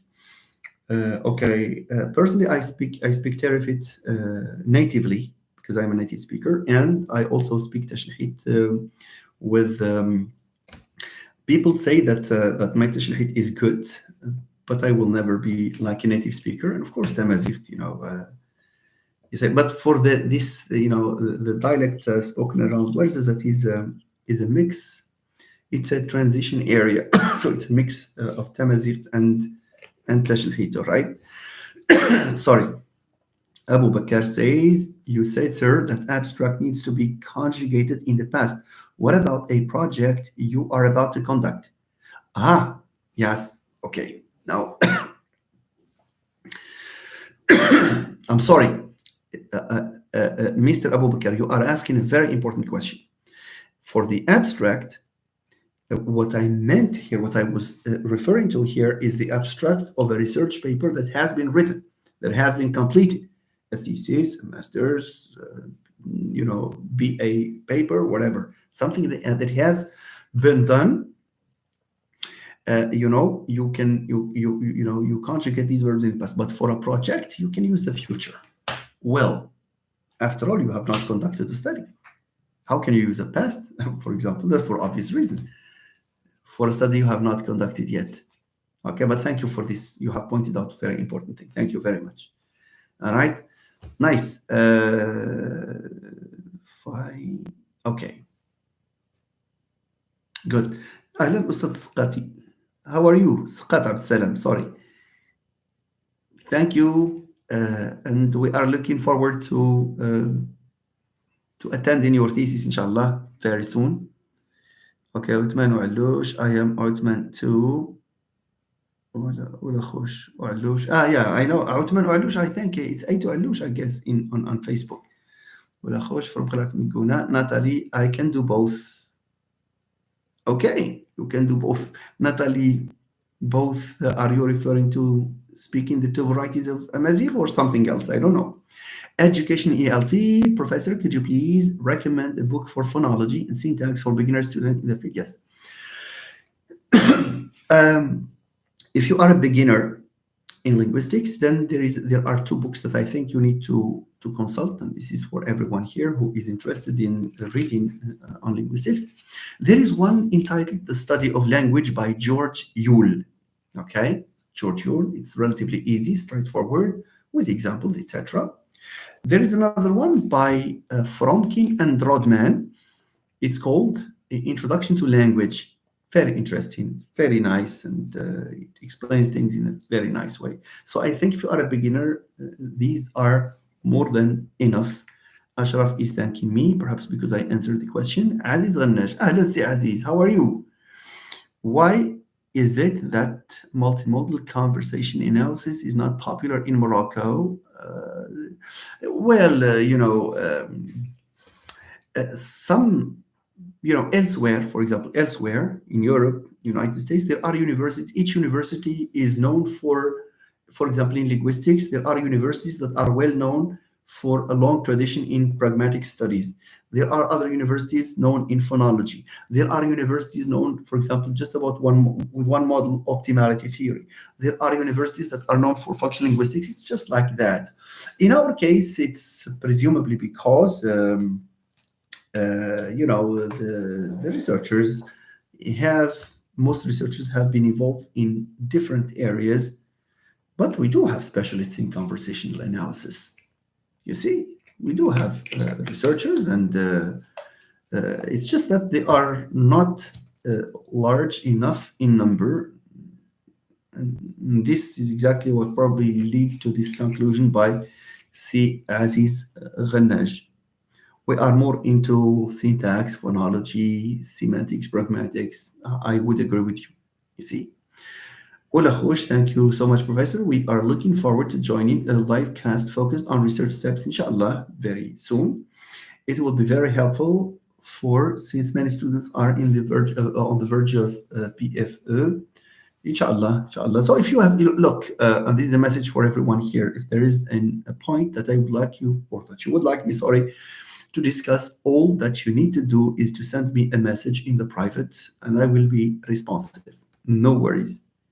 Okay, just talk about what you need, and I can hold a live session in this regard. Mr. Adnan is thanking me, but before that, there is Mr. Oualouche Othman, Mr. Oulakhosh. Mr. Oualouche talking to Oulakhosh. Look at the way these names are similar. Is it a coincidence as we share the same first name and almost the same family name? I'm exactly from Iril Nimgorn. All right, nice. So it's good that we have a friends meeting here. Natalie, I was referring to the typing of, okay. Looking for playing the guitar while talking to someone. Why? It's because you have evolved into an expert in this as a result of doing this, for years. That's nice. Skora is a small town near Bulman. No, I'm not talking about the one near Bulman. There's another Skora, Mr. Buknifi. I think you're talking about the one near, there is a way from Gigu and Almis and, in the Atlas. But this one is a little near Qalat Meguna. There is Qalat Meguna, Skora, and then there is Warzazat. All right. Nice. Said Rafi' says, Dear Professor, I believe that the abstract includes 5 moves: enter, background, stating the research problem or aim, yes, describing the methodology, key findings, yes. Look, ladies and gentlemen. So when I talked about these main points, I used the word essential elements. I mean, the elements that should not disappear. I used the word adorn it with other elements, and this is what exactly Mr. Said is saying here. For example, an abstract, an elaborate enough abstract can start with a little background. When I say background, not just one sentence background, and then you move into the objectives, and then methodology, and then findings, of course. So the aim, the methodology, as I said, key findings, those are the results, and then one last sentence for implications or contributions, of course. Or you can say the thesis has a number of pedagogical and research implications, for example. So we are saying the same thing, except that you have added, the background sentence. I said it at the beginning, but I decided to talk just about the ones that are the points that are really, really essential. Urahush, hello, Mr. Alush, great to see you, etc. Nice friends are meeting here. Thank you so much. Okay, should we move to the discussion of run-on sentences and fragments? Okay, let's do this after a sip, of course. That's true. That's true. It's not just that, but also the derivatives of these roses. You see, soap and lotions, and it's a very. I visited the place, and even the people are very nice and very friendly and very generous as well.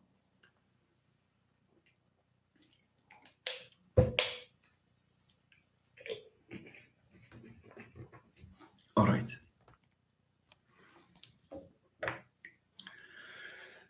Let's talk about the notion of a run-on sentence. What is a run-on sentence, my dear friends? And what are examples of run-on sentences that we have to avoid? Run-on sentences are the number one mistakes in terms of their frequency in students' writings. Unfortunately, it's all not just in students' writings; it's also in researchers' writings. The doctor, the masters. Where does the problem come from? Again, there are languages, like for example Arabic, where you can write sentence after sentence after sentence, and you can separate them just by means of a comma. French also tolerates this. You can have a sentence and you can write a comma, and then you can start another one without any problem whatsoever. English is very strict in this regard. Okay, after the subject, verb, object finishes, if it's an independent clause, means you have a simple sentence, mark it with a full stop. Don't write comma and then you continue. Okay. Um, some students can write something like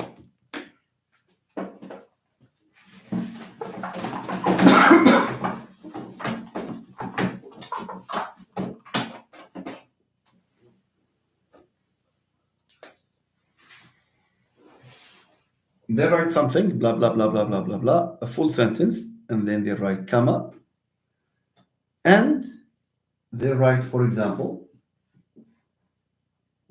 comma, and then they write a sentence here. For example, the smartphones, if it's about technology,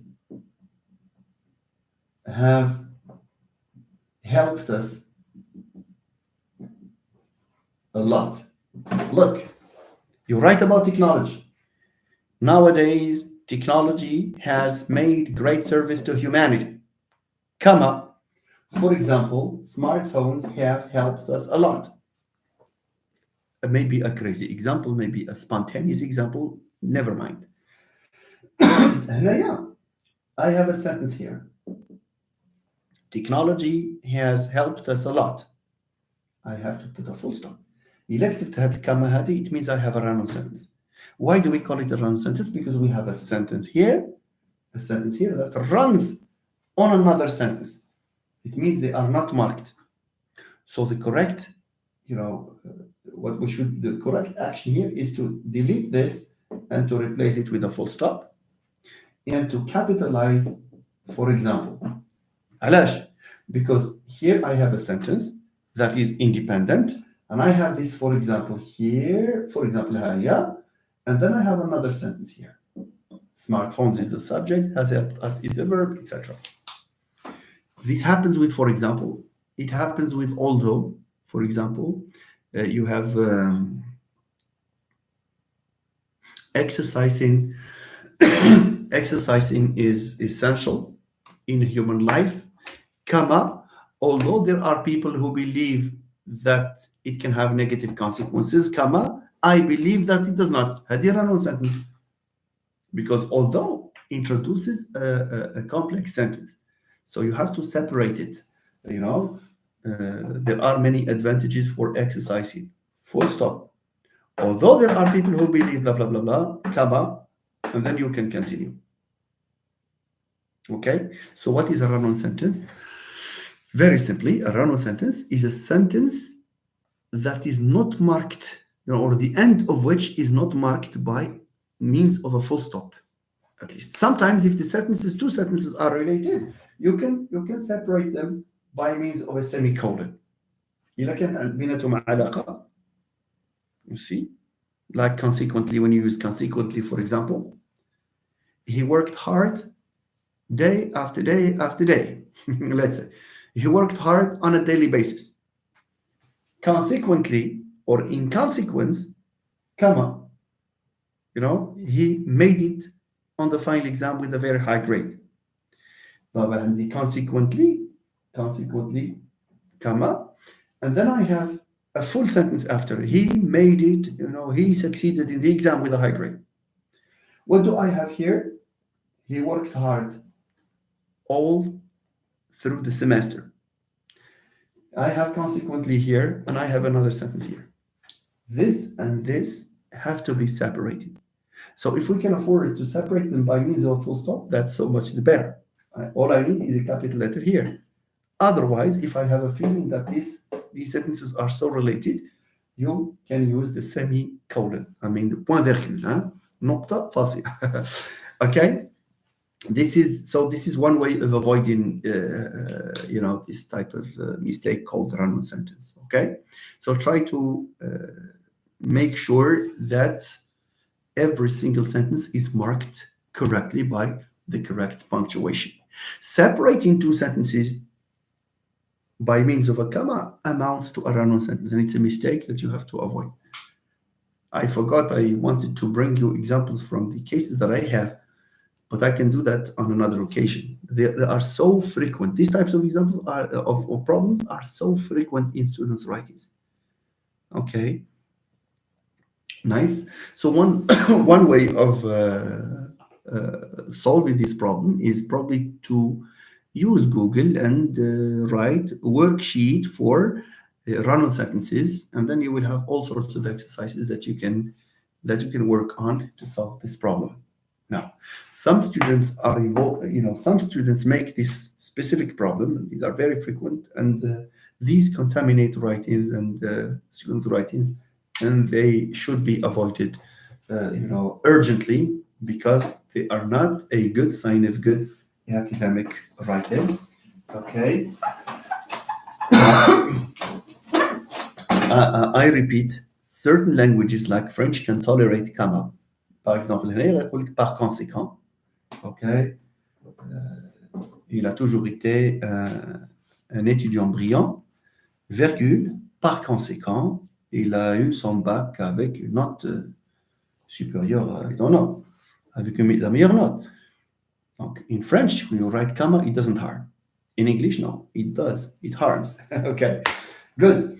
So let's just continue, please, with the other reverse, the other problem, which is referred to as the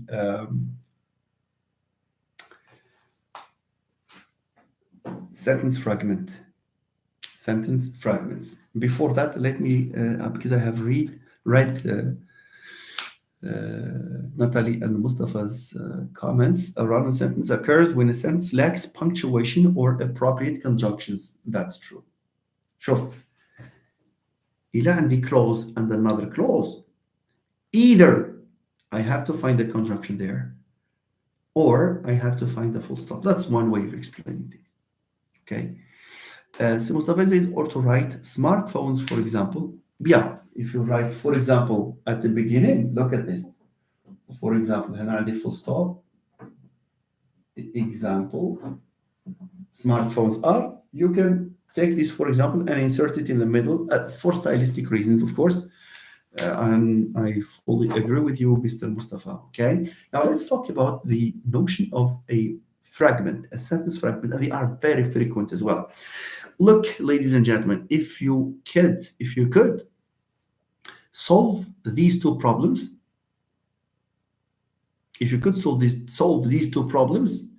I don't know if I have my S3 students watching this video, but I always use a term, they find it funny, but anyway, كنقول لهم هاد fragments and run sentences ماشي غير mistakes. كنقول لهم هادو من الكبائر ديال الرايتنج. كبائر means very serious mistakes. Okay. So just as there are students who do not mark the sentence and then by the appropriate punctuation, namely a conjunction, for example, or semicolon or full stop, there are students who do not finish the sentence. Some students produce a long subject and they believe that they have written a sentence. Let me give you an example. The internet has so many negative consequences. I repeat, the internet has so many negative consequences. Imagine I write this here. وعندي full stop هنا. And then I have, for example, and then the student writes, for example, what we see among the youth nowadays, and put a full stop. For example, what we see among our youth nowadays, or for example, the bad behavior displayed by some youth nowadays. Is this a sentence? No, it's not. The bad behavior or what we see, you have to finish. What we see among the students, among the youth nowadays is an example of how destructive technology is. But to write just, for example, what we see among the students, and then you put a full stop. This is an example of a sentence fragment. Some students just nominalize, just like that. After, for example, most frequently you have it after, for example, or with which. شتي غنجيو لهاد الويتش هادي. You see, so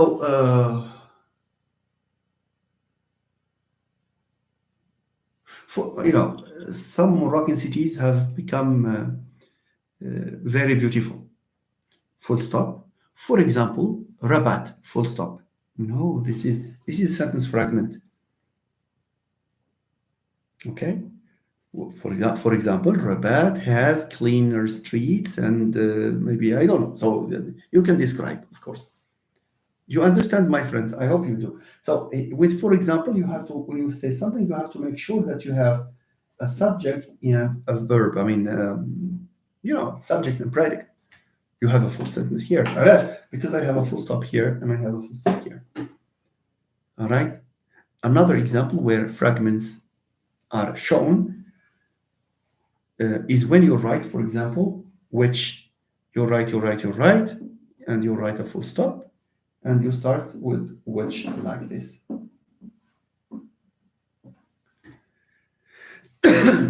This is certainly a sentence fragment. Why? Because which is a relative pronoun, and the relative pronoun modifies just the noun, so there is no sentence.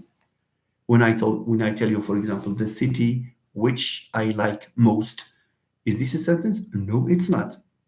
Mala, the city in which you like most. What happens to it? Finished. Okay.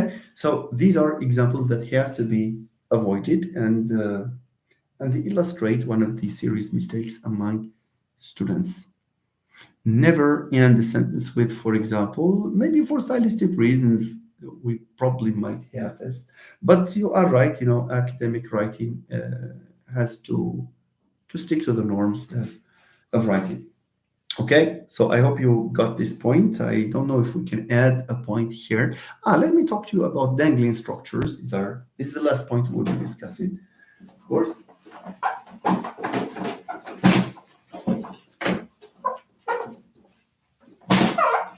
They are called dangling. No, they are called dangling modifiers.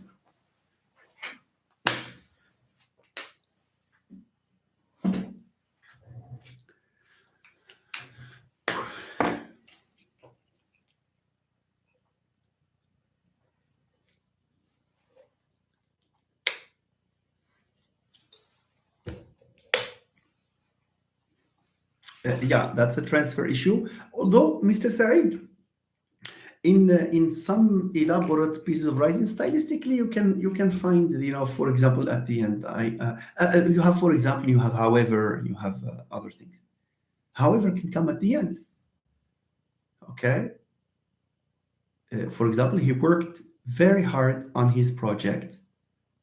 Full stop. He did not succeed, comma. However, full stop. But for students who are still making the first steps in writing, and I agree with you, they need to write, these elements in their appropriate places. Yes, yes, it's like it's like I'm sorry. Now, let's move on to the discussion of what we call dangling modifiers. Dangling modifiers. What is a dangling modifier? Sometimes, yeah, because dangling is hanging. This is dangling like this, and it's hanging. Thank you, Natalie. Thank you. Okay, nice. So, what is a hanging or a dangling modifier? Just imagine I have this. Rabat, which is the capital of Morocco, is a beautiful city. I repeat, Rabat, comma, which is the capital of Morocco, is a beautiful city.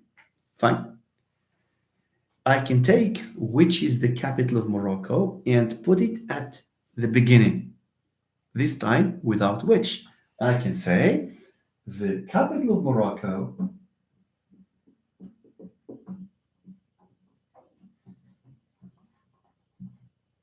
comma Rabat is a beautiful city. Okay, this is nice. Perfect. I can say a very hardworking friend, comma, Mustafa Morshid is about to defend his doctorate thesis. A hardworking friend, comma, and then you mention the name. Perfect. Look, aware, aware of his problems in writing, comma, the student made effort to improve his written production, to produce better essays. Okay, so these are called modifiers. Sometimes, where is the mistake here? Where is the big mistake? The big mistake here comes from a situation where you write something like this. If you have, let me say that orally to save some seconds or minutes. If you say, the capital of Morocco, comma, I love Rabat. Is this correct? No, it's not. Here we have a problem. The problem is called dangling modifier. Why? It's because when you use this relative clause at the beginning of a sentence, there is a rule, there is a condition. راه ماشي غير نجي ورجع هذا الشيء لور وصافي no no, there is a condition. Look at this. The capital, if I have the capital of Morocco after comma, the first word here should refer to the capital of Morocco. The capital of Morocco, comma, Rabat is blah blah blah. Okay. Aware of the problems, aware that he has problems, comma, شكون هذا اللي aware? The student. خصني نكتب the student. I cannot say aware of his problems, comma, so many writings can be found in these students, so many mistakes can be found in these students, writing. You see? So there is a condition for these modifications. It's beautiful, by the way. It's nice to start like this, but the condition is that when you write a comma, the first thing that comes after should reflect what you said before. Okay? A very good branch of linguistics, comma, I like phonology. No, this is a mistake. A very good branch of linguistics, comma, phonology is an attractive discipline, for example. Fine.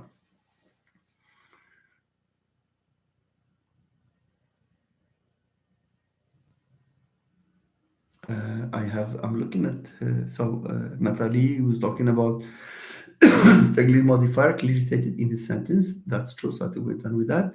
Khadija says a sentence fragment is a sentence that is missing either in its subject. Yeah, that's true. So if you have a verb without a subject, it's a fragment. Of a subject without a verb, that's a fragment. It's like creating a tie, to use Holiday and Hassan's term. These elements have been analyzed from multiple perspectives. I agree with you, especially in functional linguistics, as is shown in Holiday and Hassan's book. Natalie, the modified should occur immediately after the comma. That's true. What is modified should be immediately after the comma. Thank you. It is similar to anaphoric relations. That's absolutely right. So we should not have anything intervening between the comma and what is being modified here. So this should be the mirror of this. Okay, so we have only 15 people here. Is it because they have grown bored? Maybe because we have taken longer to explain these things. But in any case, I hope this meeting has been of benefit, and I would like to thank you for your engagement. And I don't know if there are people here who have not subscribed to the YouTube channel. They are kindly requested to do so and to share as much as they can in the groups, of course, if they can, so that we get more people joining us, so that we disseminate knowledge here. All right. So that these new pieces of information will be disseminated to the maximum. But probably they have exams. Some of them have exams tomorrow. Yes. We have an example from, Saeed, thank you. So walking toward the forest, the sun began to rise. This sentence, it's not a sentence. I would call it a dangling modifier here. Walking towards the forest, comma. For example, I enjoyed, ولا he enjoyed the sun which began to rise, something like this. This is this is a complex, issue, where you have, fragment, but fragment, yeah, and dangling. It's not a fragment, it's dangling. Yes. Okay. Nice, ladies and gentlemen. I think we need to take a break and to bring this to a close. I will come back to you with further live sessions later on, inshallah. Probably tomorrow, probably after tomorrow. I will see. That will depend on whether I receive messages, okay, in the private message requesting discussion. Otherwise, we will continue with our writing because we have had the Mosim writing. We will start. Okay. Since Mustafa says, I have one suggestion. It is it okay? It is to use examples from our research, and yes, yes, yes, yes, yes, yes, absolutely. So maybe share. Yes, that's a very good idea. So you can start this yourself, si Mustafa, and then we can work on them for sure. Thank you. Natalie, thank you, Professor. You are welcome, Natalie. You are faithful to these meetings. You and Si Mustafa and so many other friends, of course. Now we have Faiza also, who is a regular, follower. We would like to say something in Tashleet or Tarifit, dear Professor. We'd like you to say ما تريد تدكيني حسي ولا خوش. Okay? Do you think that yeah, إني ما تريد تفسول غير لا تسول أورجيس أوديت. Okay, that's the Tashleet. If you would like me to translate something in Tarifit, I can do that on the spot as well. All right, so there's no problem. سي أولا خوش. يتسنتي سوى تشلحيت نكيزون كروش الحي. Okay? You don't think so. يواس إن شاء الله المقارن سوى تشلحيت. Okay, نكيد ديك. Fine. So that's تشلحيت in Tarifit. I can say شان هامر دوسيت غاربة أنا مرقاد سيو نشتشك في مازيخ باش تربط شوين تريفش. Okay. Thank you. So I think I have responded to your request in uttering these sentences. Si Muhammad, operationalizing, perhaps. Paragraph structure takes much practice. It's a matter of developing automaticity. That's what I have been saying. Si Muhammad Lazraq, I think that's a very good conclusion from all these lectures. You say that it's to the point. Thank you very much. You are welcome, Si Saeed, Si Mustafa. نجمة لايف ناتالي yeah نجمة لايف and you are كوكب اللايف. Okay, thank you, Si Mustafa. Thank you and Natalie. You are always the first to join. Okay, thank you, Si Muhammad Azraq. Si Muhammad Buknifi, many thanks to you too. Thank you for joining. I just Kat Git. That's all, Si Saeed. And in your article, because I read it, late at night, and you provided examples from Tajleed that I need to check because I did not know before. Not to check because I want to know. Okay, there were those infixes that I have never heard of. I will check and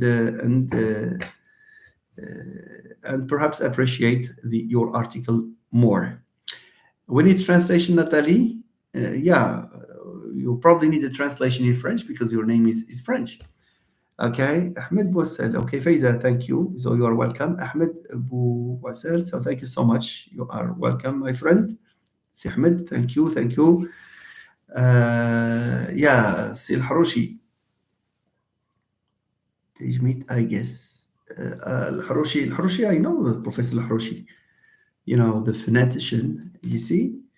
Yeah, I saw that he worked on the same issue as the one you have in the article, but I need to find out, honestly.